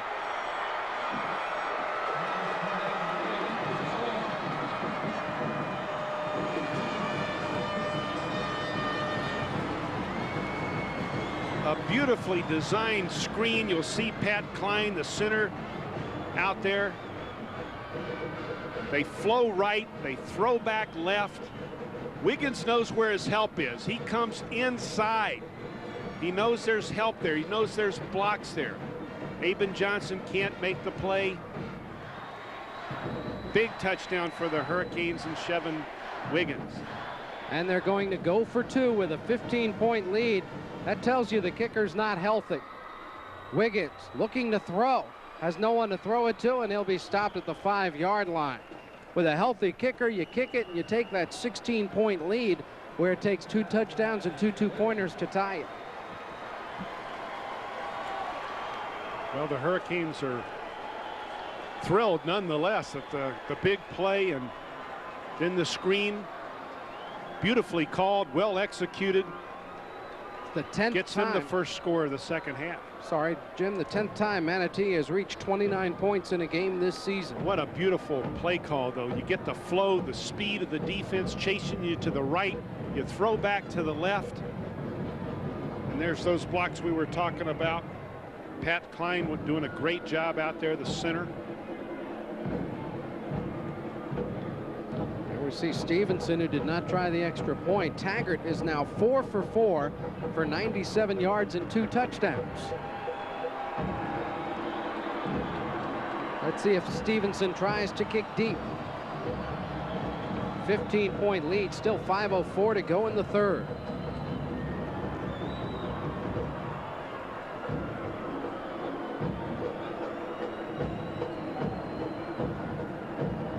Dillard needs some big plays on both sides of the ball now. It was an uncharacteristically long drive for Manatee after 3 two-play touchdown drives, and Stevenson, well, so much for the theory that he really is hurt awfully bad. He gets another touchback. Must be someone else's groin that's injured. Or a miracle recovery. A 6-play scoring drive. Manatee's 4 touchdown drives have now totaled 12 plays. All set up by that fumble when Dwan Marshall didn't expect the ball. He was bluffing as if he was getting a draw play. And son of a gun if the quarterback, Lamont Kane, didn't try to give him the ball. On first down, that's Marshall. Still on his feet, fights forward for about 6. Oh, what a great effort. Dwan Marshall gets pounded at the line of scrimmage. Watch this hit. Foul. He bounces off of Chris Smith's hit. Puts his arm down, dives forward, gets every inch he can. Juwan Marshall, number 23, one of those 4 backs alternating in that 1-back offense. On 2nd and 4, they run it again. Fumbled by Roach, and Manatee recovers.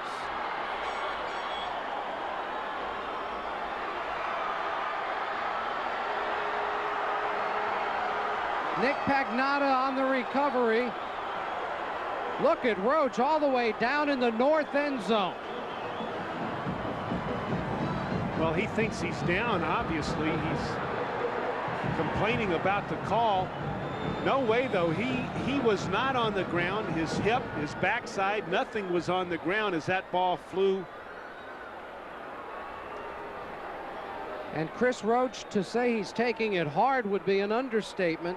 He threw his helmet to the ground, picked up a 15-yard penalty, I believe, in the process as the flag was thrown, and he ran all the way into the corner of the north end zone. Obviously an emotional reaction by that senior. Yeah, what a tough break. He thought he was down. You saw he said, "I was down," but on the replay it looked like he was spinning around in the air and the ball had come loose. He wasn't down. And now Manatee not only gets the turnover, but they get the 15 yards to go with it. What is that, unsportsmanlike conduct, huh? First down. There you see Chris Roach. He's a senior. 5'10", 200-pounder. Remember, he got injured earlier on that bad snap on the punt play. And Dillard has called timeout. And they're in danger right now of being put way behind in this game. Down 15 with Manatee at the 18-yard line. Well, you know, in life there's good luck and bad luck, and the guys in blue tonight, all kinds of bad luck. The guys in red and white, all kinds of good luck. It's an amazing chain of events that's taken place here in this championship battle, but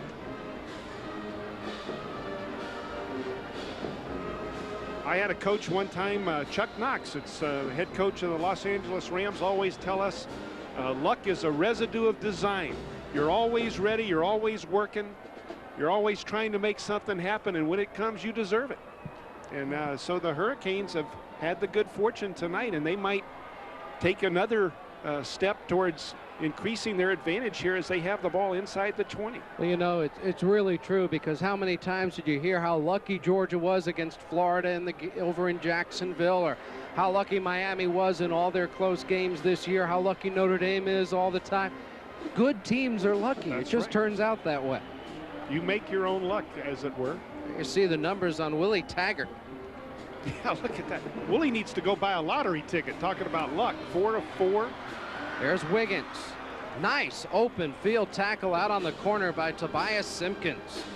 Of course, they have that $1 million drawing on Saturday night. He'll have some time before maybe to drop by 7-Eleven and get one. I'm going to follow him and buy this, get the same numbers. There you see Tobias Simpkins. He's had his hands full at the cornerback position, covering Mike Constantino on his deep routes and also trying to force that option. It really puts that cornerback in a pickle. Not much of a gain on the play, maybe a foot. Wiggins looking to pass again. This time he will throw it, and it's a touchdown. Coming back for the ball, making the catch is Jay Cross.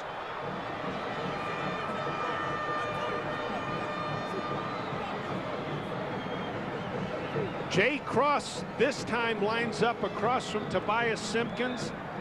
The tailback is going to throw the ball all the way. Wiggins tries to get the ball down the field. Boy, we have to it was hard to see on that. You got to slow that one down. Did he make the catch or not? There was a bobble. He seemed to bobble it a little bit, but did it hit the ground or not? Did it bounce into his hands? We'll take another look in a moment. Jay Cross will try the extra point. He's the backup place kicker. Bad snap. They'll have to run for it. Wiggins gets it.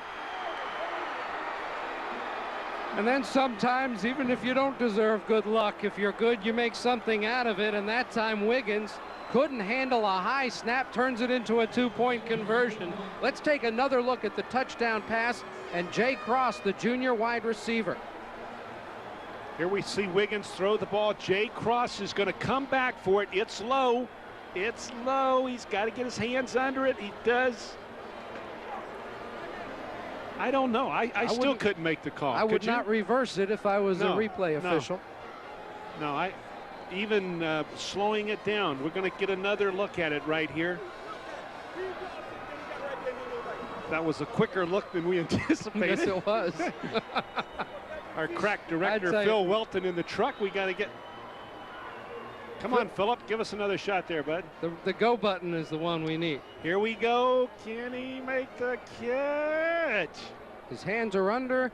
Oh, I don't know. He may have trapped that one a little bit. That might have bounced. I don't know. It happened so quickly. Hey, the official, I'm glad the game didn't hinge on that play. I mean, it's obviously really makes it extremely difficult for Dillard to come back, but he had to make that call in an instant, and we saw the replay 4 or 5 times, and then couldn't make up our mind. Can't swear, but it looks like he might have trapped it, at least trapped about half the ball. Well, and we decided that on the 4th replay. On the return, that's Demetrius Matthews, and he gets the ball out to about the 21-yard line. Now, what the Panthers have to do right now is get their poise back, get their composure back, focus on the last 3 minutes of the 3rd quarter and the whole 4th quarter. And you think of Wiggins, the top tailback. He has caught a touchdown pass. He has run for a 2-point conversion. And there he threw his 2nd touchdown pass of the season to Jay Cross. A 2-play scoring drive. Manatee with the big play that time after the turnover. Lamont Kane overthrows one group of receivers, underthrows another. As he sent 3 wide receivers down the right side, it's incomplete. Lamont Kane, who's used to putting the ball up quite a bit, almost 20 attempts per ball game, but he is 4 for 11. He's missed 4 in a row. Incredibly difficult as you trail the opponent by 23 points to protect your quarterback on every play as he drops back and passes the football. Really, even with this passing attack. Run a little trap the right side, and Marshall has nowhere to go. Jason Johnson, it's a good-looking defensive end for Manatee.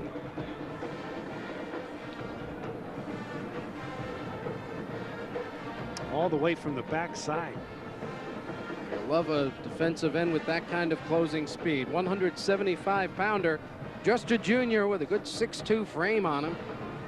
This Manatee team will bring a lot of talent back next year, which I'm sure warms the hearts of coaches in the greater Tampa, Sarasota, Bradenton area. Screen right side. Never develops. No gain at all. Matt Moore and company make the play defensively. There's a late flag. Chris Williams pushing Matt Moore. Moore didn't exactly give in immediately. That flag could go one way, both ways, who knows? Looks like it's going against Williams.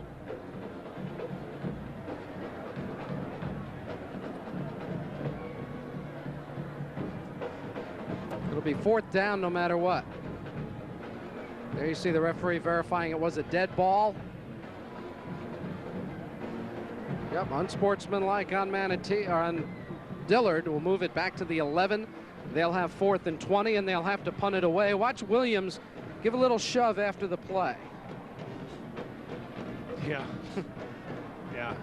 He's been very disappointed with the last couple of turnovers. You could see the frustration building there.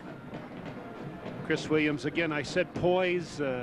Discipline. Yeah, and they've lost it here in the 3rd quarter. They've got to recover. Too much football left to play. 4th down. 4th down from the 11-yard line. Because Manatee will take no prisoners.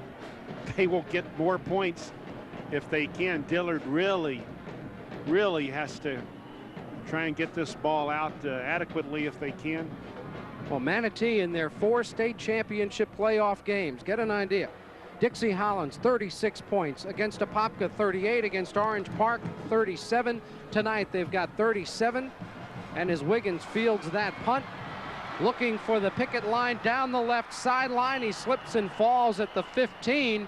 An excellent return by Wiggins of 22 yards, and Manatee has the ball at the Dillard 15-yard line. All Manatee. Dillard led this game at one point 14-10 before that bad snap on the punt. I don't remember that. It seems like the Hurricanes, you know, what have we seen lately? It's been all Manatee, and you forget the fact that Dillard was really in control of this thing early, with the exception of the big gifts and all in terms of field position that they gave Manatee. And they have cashed in every present. They took it right to the return aisle and got greenbacks. On the draw play, busting tackle, still on his feet, fighting for about 10 yards is Wiggins. I'm impressed with Chevin Wiggins. He throws it, he catches it, he runs hard after he's hit, that time picking up, about 10 yards, 9 yards on the play. Oh, that Dillard Panther defense really has to buckle up right now, dig in, stop this onslaught, or they're going to get buried here in the state championship ball game. Well, if form holds, Manatee should score on this play. 4 of their 5 scoring drives have been 2 plays. They did have one long, drawn-out 6-play drive. Taggart on the option. Couldn't decide whether to pitch or not, got himself tangled up and didn't even pick up the first down, I don't believe, just inside the 7. Well, this drive's going to be a disaster then, right? It's going to take them 3 or 4 plays to score, so. You remember, when you watch Willie Taggart, you think of the guy, Tommy Frazier. He's the freshman starting quarterback at Nebraska as a true freshman, running this offense last year for Bradenton Manatee. And one thing Joe Canaan does, even though he runs most of the time, his quarterbacks can throw and make big plays. Taggart with 2 touchdown passes. On 3rd and 1, Wiggins fights through 1 tackle, but got it down near the 6-yard line. Depending on the spot, he may or may not have the first down. That also tells you a lot about the quality of coaching at Bradenton Manatee, to have your quarterback who runs your option attack walk on the campus of Nebraska as a true freshman and run their option attack. They are short of the first down by less than a foot. 4th down. Not even thinking about the field goal. With the fullback straightened up, Hill driven back. Manatee is 0 for 2 on 4th down, and Dillard has held. And tip your hat to Dillard. Brian Brown making the hit, but their defense has not given up on this game. Yeah, that's a huge play right there. Who was that? Brian Brown made the great tackle. I mentioned they had to dig in, they had to buckle up, and did Brian Hill ever do the job?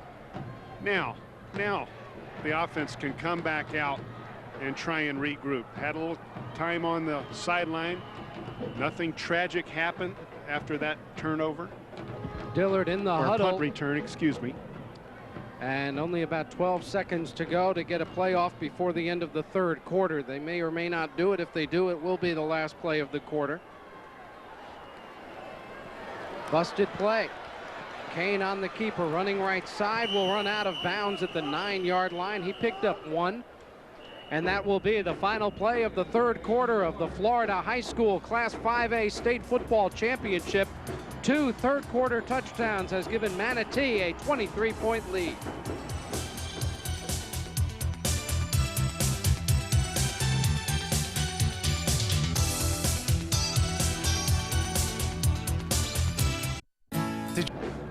Manatee leads Dillard 37-14 as we begin the 4th quarter. You know, you can relive some of America's great moments in baseball on Baseball's Greatest Games every week right here on Sports Channel. Big games from baseball's regular season, postseason, and all-star game. Check your local listings for availability in your area.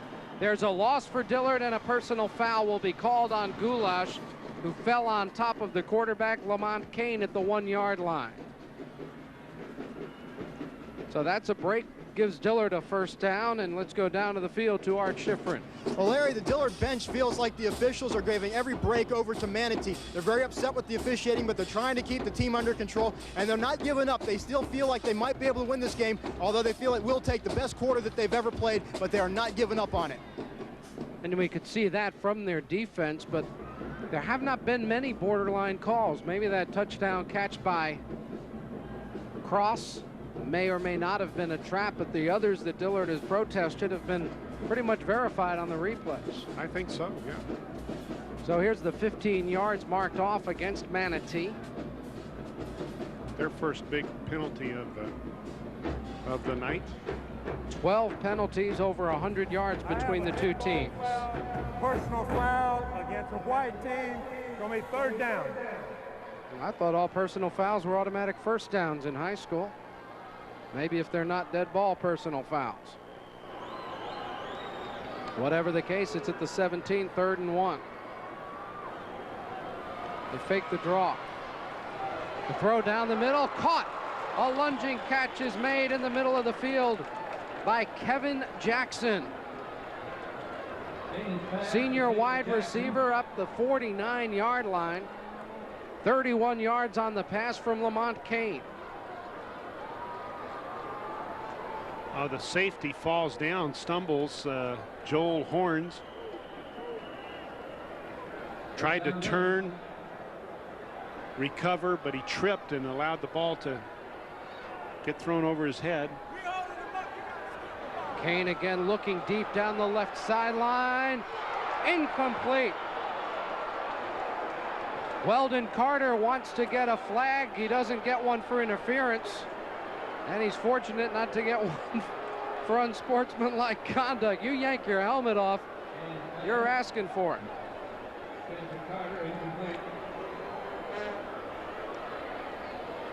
I don't know. It was close. Hickson in coverage. He was diving. I don't think that he made contact before the ball got there. Weldon Carter, the wide receiver, he's a senior. It's the seniors that are losing their control for Dillard, and the youngsters who come in and make big plays like that linebacker Brian Brown. 2nd and 10 from the 49. On the ground, nice play. Closing in defensively, Justin Stevens. Yeah, my apologies to Justin Stevens. I had a typo on my roster in the first half, and I inadvertently called him Stevenson. I'm sorry, Justin. Justin Stevens playing a beautiful game here tonight for Manatee. Great tackle right there, and another salute to the press box side of the stadium. Which happens to be where the Dillard fans are sitting. 3rd down, 5 tackles in the game for Stevens. Kane running out of trouble. Throws it deep down the middle, wide open. He's got his man, and it is caught by Tyrone Parker, the tight end, at the 4-yard line. The Manatee secondary is not playing like a team 23 points up.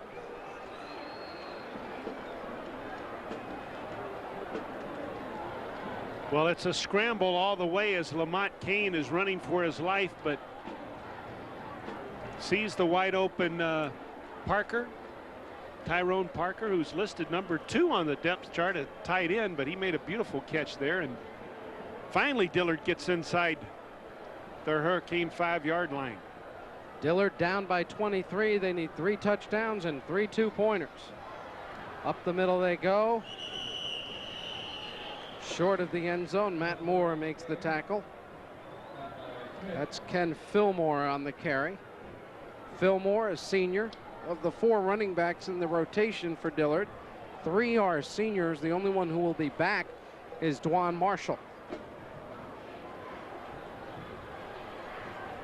Inside 10 minutes to go in this game. Manatee by 23. Dillard facing a 2nd and goal.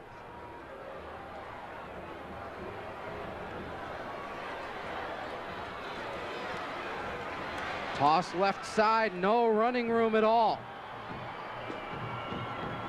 The left tackle leading the way, Willie Benjamin, missed his man. And that opened it up for the Manatee defense to close on Marshall. Justin Stevens again. Chris Smith again, the inside linebackers. There's the cutback by Roach. AC Benjamin in the bottom right corner. Frustrated over the missed block. Roach is in at the running back spot on 3rd down. Kane looking to throw in and out of the hands of Kevin Jackson. He really zipped it.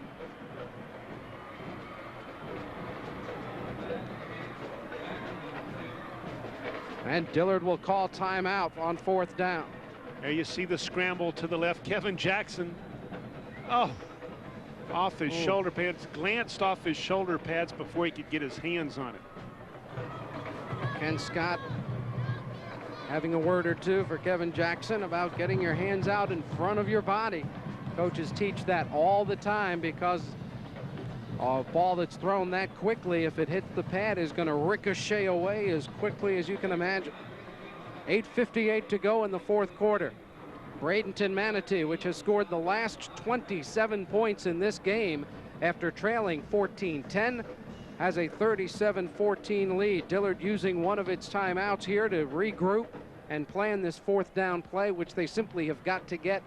Again, 3 touchdowns, 3 2-point conversions for them to catch up. Well, the last time we said the Dillard defense had to stop the Hurricanes or it was certainly all over, and they did it.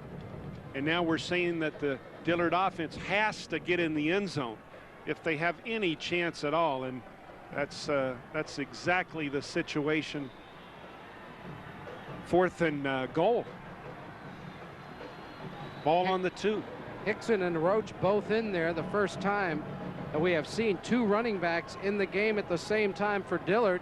Manatee, recognizing an offensive alignment they were not prepared for, calls timeout on their side. A bit of a power eye on short yardage, goal line. There's the Manatee band, Bradenton Manatee High School, the Hurricanes, looking for their 4th state championship. They won the 4A title in '83, 5A championships in '85 and '89. Manatee scored first in this ball game. The Hurricanes took advantage of an interception by linebacker Justin Stevens to set them up 1st down at the 4-yard line. The quarterback Taggart took it in to make it 7-0. Dillard responded with a long scoring drive of their own. A pass to Williams from Kane, setting up the Roach scoring run. We were tied at 7. Robert Stevenson then answered with a 47-yard field goal to put Manatee on top. And Dillard came right back. Kane to Carter from 28 yards out. It was 14-10. Since then, all Manatee, since the bad snap sent them up for 1 score. Taggart 45 yards to Constantino late in the first half. And here in the second half, Taggart completing a pass, as did Wiggins, the tailback. Wiggins also ran it in for the 2-point conversion, and that's how we got to where we are. 4th and goal. Kane on the naked bootleg, throws, it's batted away. Great defense. Excellent call. Great defense. Chris Smith bats the ball away, the inside linebacker. He and Justin Stevens have done a super job at inside linebacker. This is a great call. Flow goes right, quarterback goes left. Who's that in the face right there? 82. That's Jason Johnson again. Jason Johnson with a beautiful play. You see him throw his arm in the sky. He knew he did exactly what he was supposed to do. Get upfield, get upfield, get upfield. And when he got upfield, he wasn't watching flow. He ran right into the face of the quarterback. If he'd been pursuing, going with the flow, not doing his individual job, the quarterback would have been outside on the bootleg very easily. Dillard drove all the way from their own 8-yard line, and now Manatee will take delay of game. No, they call timeout before that clock runs out. The delay of game penalty only costs you a 1.5 feet, but at this point the timeout's not too valuable to the Hurricanes. They just want to get out from their own end zone, and they were still in the huddle with about 8 seconds left on the play clock. What's that commercial? Why ask why? Yes. Because we're supposed to ask why. That's why we're here. Well, it's also high school football, and sometimes they do what they want to do out there, you know. If they want to call timeout, they call timeout.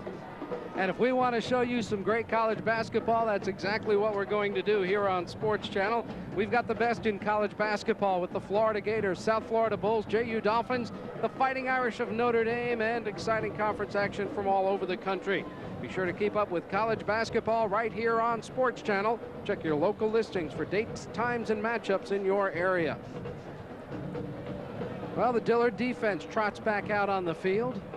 Less than 9 minutes to go in the Florida 5A championship game.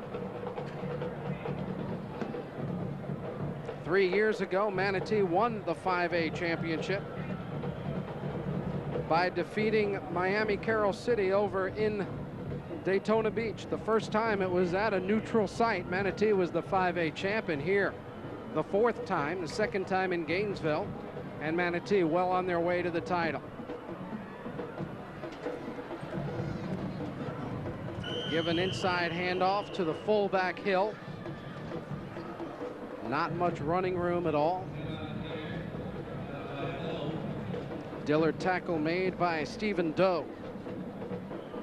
His brother John gets a lot of publicity. I shouldn't have done that, should I?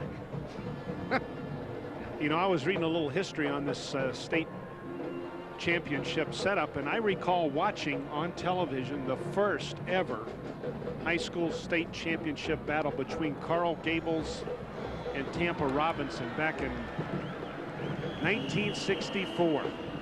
And the quality of football has obviously grown by leaps and bounds in the state of Florida, and so has the format for creating a state champion. They ran up the middle that time. Hill got about 9 yards, third down, less than a yard. Dexter McNair made the tackle. First time we've called his name. Actually, that was Gables out of the Miami area against Robinson out of the Tampa area. This is Dillard out of Broward County against the guys from the other coast. Bradenton Manatee. Inside handoff, and big yardage is made for a first down. Chris Hill all the way up near the 20-yard line before Pat Lowe made the tackle. Of course, that telecast was in black and white. Yes, right? It was. Probably with 2 cameras. It was a great high school football game. In those days, Gables used to dress out over 100 guys on their football team. That's a bunch. A lot of schools can't afford that much equipment. On first down, they stay with the inside running, and they're going ahead for about another 6 or 7 yards is Chris Hill. Yeah, that Dillard defense, I think, is just finally wearing down. They just made a huge stand a little while ago, thinking that perhaps there'd be a chance for their offense to come back, and the offense did come back, but were not able to convert into any points. And very difficult for these defenders right now to put the brakes on this powerful Hurricane running game. There's a little trap running left side. That's Wiggins, and he's got another first down across the 30.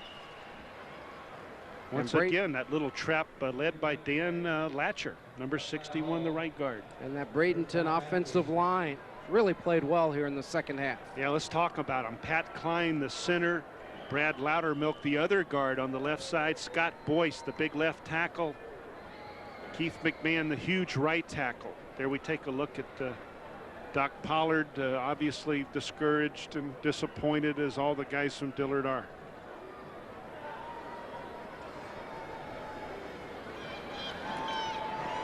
There's Hill. Hill rambles across the 40. He's got a dozen and a first down at the 44. Chris Hill, just a junior. Take a look at those guys up front.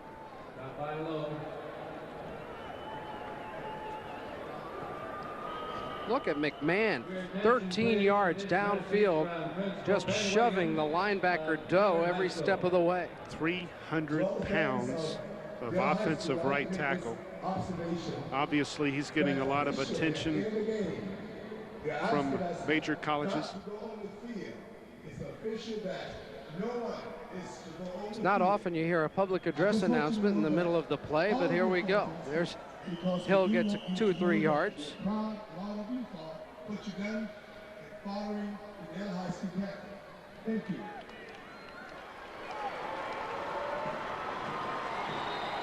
You see Manatee with 4 more minutes of possession time, and they were down, what, about 4 minutes at halftime. So it's been all Manatee, yardage-wise and scoring-wise. In the second half, they've outscored Dillard 14-zip. The give is to Wiggins. Wiggins in the open field, inside the 45 and down to the 42-yard line. Let's take a look at the pulling guard. Latcher and Keith McMahon on the right side. It's like that counter tray that the Washington Redskins made so famous. Robert Brown, please report to gate 3. I think Keith McMahon's bigger than Joe Jacoby. He might be. Joe Jacoby. I didn't think anyone was bigger than Joe Jacoby. I tell you what, this kid's 6'6", 300, and he's only probably 18 years old. What's he going to be when he's 28 years old? Big. And scary, huh? And probably well paid. Keith McMahon. You get people around the state talking about the top linemen in the state. It doesn't take long to get to Keith McMahon's name. They tried with him at defensive tackle during spring practice early in the year, and he wasn't particularly comfortable, made the switch back to offense and didn't play well early in the season. People kind of stopped talking about him, but the last 2 months of the season, he has been a dominating player, and every time we show a replay, he's running out from that right tackle spot, going through the hole and sealing off some linebacker to make big running room. Yeah, they're celebrating in that huddle right now. The Hurricanes are. They realize they're on the threshold of a state championship, as Ken Scott in disbelief along the sidelines. Obviously, so much bad luck has happened to his team tonight. So many unfortunate things that he could not have predicted would happen have happened to his team. 1st and 10 at the Dillard 42. There's Wiggins. Wiggins will go. Chevin Wiggins for the touchdown from 42 yards away.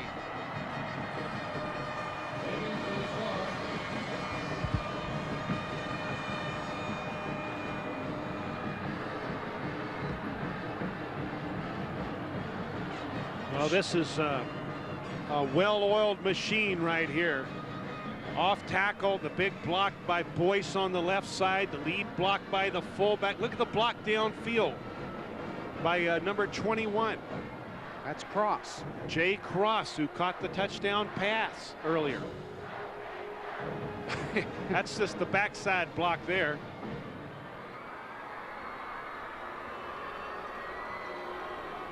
First Jay Cross on the extra point. It wobbles on through. Let's go back to McMahon at the end of that play. What? What on earth? Is he a drama major? Hey, he's been working hard. He's excited. 44-14, Bradenton Manatee here in the 5A championship game. If you're thinking about scoring records, Manatee will have to score again. The record for the 5A championships, which began back in 1985, Manatee and Pensacola Pine Forest. Manatee in 85, Pine Forest in 88, each scored 50. I was at that Pine Forest game when they scored the 50 points, I think, against Bradenton Southeast. Pensacola Woodham. Oh, Pine Forest was against Sarasota Riverview. Sarasota Riverview. John Sprague's right. team. Sarasota, of course, right up the coast from, right down the coast from Bradenton, excuse me. Manatee scored its on Pensacola Woodham. Woodham scored 22, Riverview 27. So at this point, the 30-point lead would be the biggest margin of victory in 5A championship history. Well, and there's a shade under 5 minutes to go, so it's not out of the realm of reality for them to score. Stevenson does it again. Robert Stevenson He hasn't been kicking the extra points, but still with those kickoffs, just lines it into the end zone. And you can talk all you want about McMahon as a prospect, and obviously he's a tremendous offensive line prospect, but I've never seen a guy with 5 touchbacks kicking off in one ball game. Remarkable kickoffs from Robert Stevenson. And he's a sophomore, correct? Yes, he is.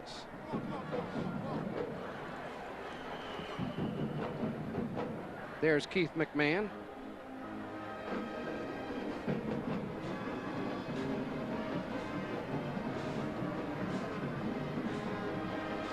And let's see how Dillard plays it. 4:47 to go in the game. Deep down the middle, overthrown. Tried to throw a little seam route running down the middle of the field for Dillard. That was Nakia Johnson. Correction 84, Clarence Gallagher. Seeing some more new players on the field now for Dillard. Dillard got here with playoff wins over Coconut Creek, Vero Beach, and Miami Senior High. This is their first 5A championship game. They were in the 4A finals in '89 and '90, winning once, losing once. Little delay, nothing doing. It'll be the loss of a yard or two. Goulash is there along with Pat Green, Jason Johnson. And Dillard gave Anthony Roll a chance to carry the ball here in the championship game, and the Panthers letting a few more guys get in there, and that's going to be a great experience for them to be able to say they played in the championship game. They probably won't bring up the score. It's been a Bradenton Manatee show, and Dillard doesn't have to look far to find a culprit. Just in the mirror, the mistakes the Panthers made really hurt them. Kane running to his left, throwing deep down the sideline and incomplete. Trying to get it to Kevin Jackson. Hickson and Horns were back defensively for Manatee, and it's 4th down for Dillard. Not much clock used because they had to throw the ball. The ball falling incomplete stops the clock, and looks like the Hurricanes are going to get back that football near the 50-yard line with 3:52 to go. And that offense has gotten so cranked up that, as we mentioned, it's not impossible that they won't get additional points before this thing is over. Roach handles the snap. Wobbly kick hits at the 46-yard line, and it bounces out of bounds at about the Manatee 47. And Manatee sends a lot of fresh, clean jerseys out on the field as their second offensive unit will get a chance to play in the final 4 minutes. Joe Canaan, to use an old football cliche, has called off the dogs, putting in his second unit with a 30-point lead. Chevin Wiggins, what an impressive young athlete he is. 11 carries, 93 and a score. Receiving 2 for 18 and a score. He threw an 18-yard touchdown pass and ran for a 2-point conversion. And he's a junior. Oh.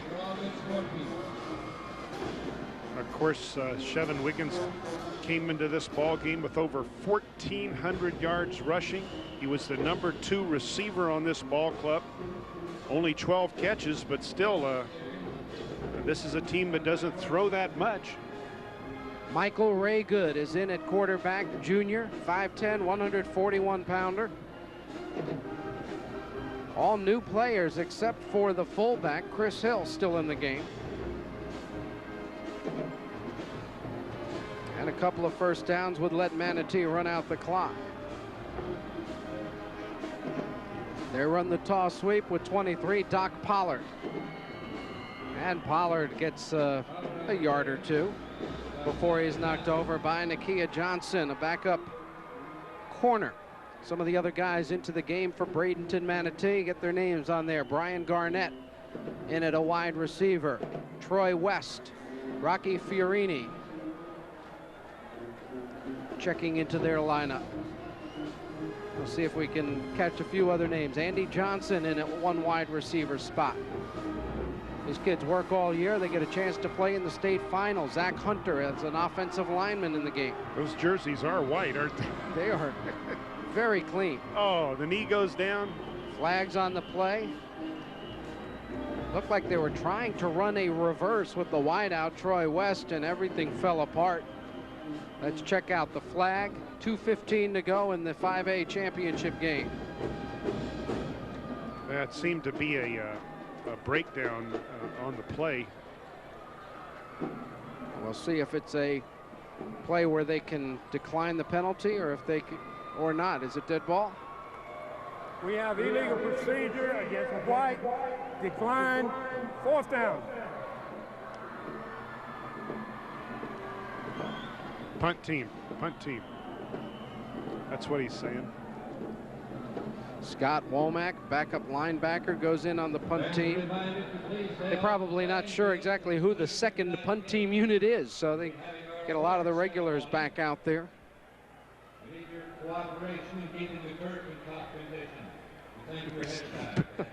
Pitch the darn ball. Is that what he said, I think? words to that effect. That's his quarterback of the future, possibly, and he's just making sure he understands what he wants done out there.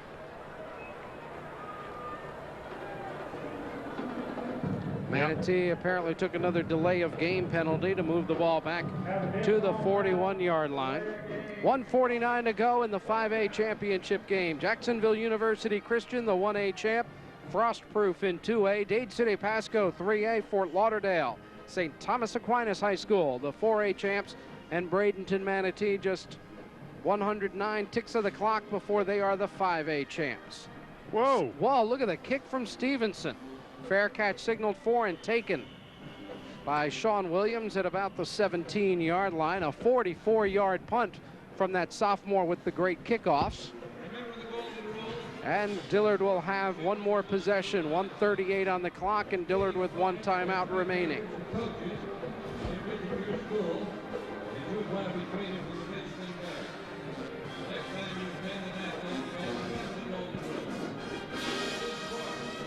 A little celebrating going on in the stands on the side of Bradenton Manatee, the Hurricanes. And a frustrating time for the Dillard fans, but not everyone is taking it so badly. Yes, still number one. Yeah, sometimes the cheerleaders aren't even sure what the score is. They're just over there having a good time, and that's what high school's about, right? I always thought so. I had teachers who thought otherwise. And Dillard goes on offense. Lamont Kane still in there.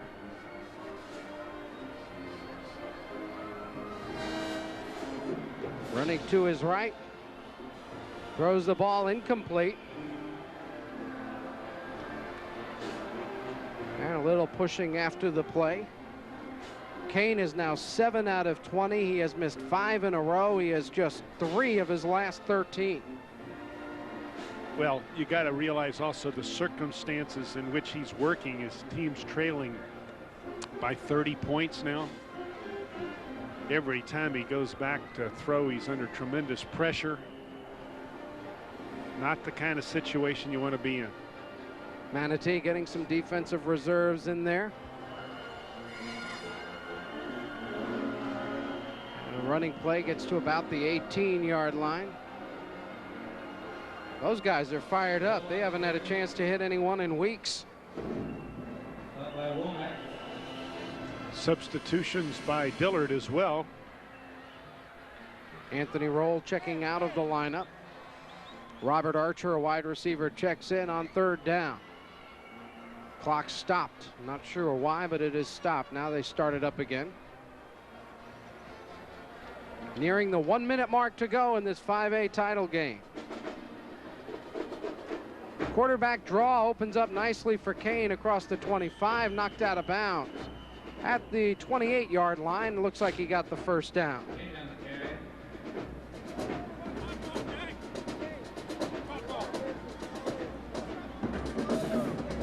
Lamont Kane, a tremendous athlete, as we've mentioned all night long.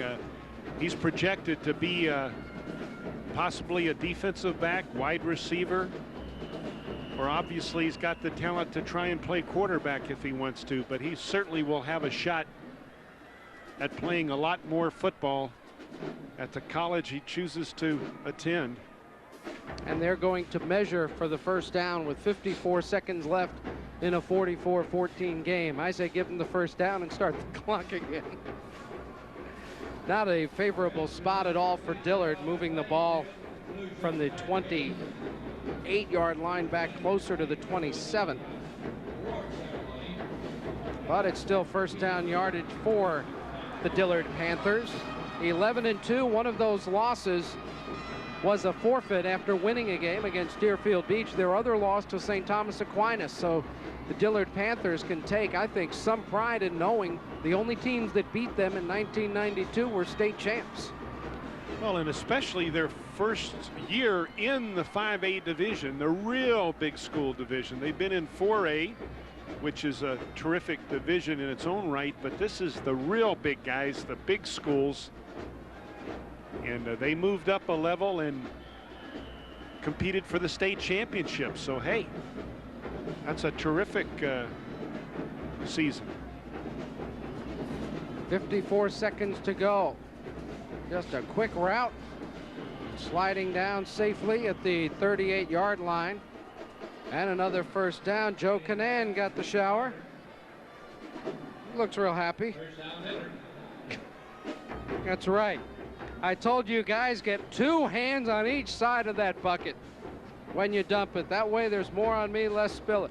Tell you one thing though, if you're never satisfied, you keep improving, I suppose. And Joe Canan has had a great program for a long time at Manatee. And there's a roughing the passer flag thrown after the incomplete pass. Kane took exception to it, and that'll be a penalty on Manatee. And those young Manatee players not trying to rub it in, but they're just getting some action. They want to make something happen, and they take a penalty in the process. Weldon Carter was the intended receiver, streaking deep down the field. Steve Reed, junior defensive lineman, spun Lamont Kane to the ground, so it'll be roughing the passer, a 15-yard penalty with 28 seconds to go in this game. Those folks are saying, let's get this thing over and celebrate on our way back to Bradenton.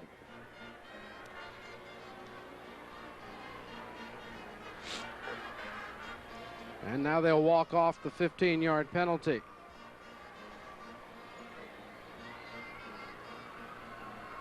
Joe Canan's 4th state championship.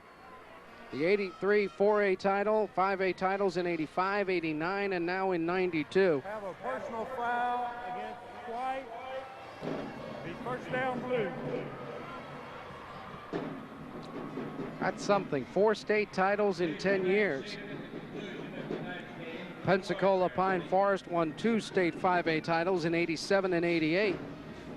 Manatee with 4 of them. The others 5A champs, Choctawhatchee, along with Lakeland Senior High School, and the co-champs last year, Orlando Evans and Miami Southridge. Long pass down the right side, jump ball, it's incomplete. Kevin Jackson trying to pull it down for Dillard, couldn't do it. Looks like Doc Pollard, number 23 for Manatee, made the breakup. There's big Keith McMahon. 300-pounders led his team to the state title, but he's the big guy. But Chevin Wiggins, tremendous talent, number 40 for Bradenton Manatee, did a little bit of everything in this game. That was Joel Horns back there breaking it up. He's the starting safety, and he's back there right now trying to knock away any deep touchdown pass attempt. Kane trying to get away from the pass rush. Still running, and now he will be tackled back at the 32-yard line. 5 seconds to go. The clock winds down. And the Bradenton Manatee High School Hurricanes, for the 4th time in 10 years, have claimed a state championship. It is their 3rd 5A title in just 8 seasons. Joe Canan and company celebrating out on the field. Dillard led this game 14-10. Manatee with 34 unanswered points after falling behind by that 14-10 count. And those 34 unanswered points lead them to the state championship. Let's go down to the field. Art Schifrin is on the field with Coach Joe Canan. Art, go ahead, take it. Coach, tell us about the game. What did you think was the key plays for you there? Well, a lot of big plays. We forced some turnovers and were able to capitalize on them. It was, you know, we played hard, and I think in the second half we turned it up another level. Talk about Wiggins, just a great performance there. Played great. The kids have played hard all year, and you know, it's a fitting tribute to them and how hard they've worked this year. Thanks a lot, Coach, and good luck. Thanks a lot.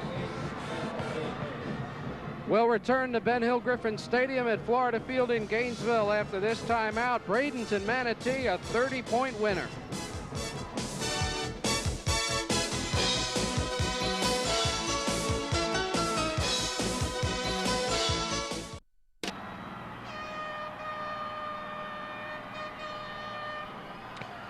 Well, Bradenton Manatee put on an impressive second half performance, outscoring Fort Lauderdale Dillard 21-0 after intermission. Coach Ken Scott of Dillard is on the field with Art Schifrin. Coach, tough ball game here. What was the key play that went against you there? Well, I think the key play when we had the ball back, we came back the second half, and we had the ball deep and stopped them cold. We came back, we found the ball on first down. Let's get the momentum again. They put it in the end zone. We kind of self-destruct from that point on. Things just didn't go right for us. I just want to take a great team Manatee had, very great team. Talk about your defense. They never had any quit in them tonight. No, they didn't quit. They hung in there. They played football. Like I said, the mistakes killed us. And like I said, against a great football team like Manatee, you can't make no kind of mistake and come out ahead. Thanks a lot, Coach. Congratulations on a great season. Thank you. Thank you. Some of the emotional members of the Dillard Panthers squad, but Florida has now crowned its 5 high school football state champs for 1992 in 1A.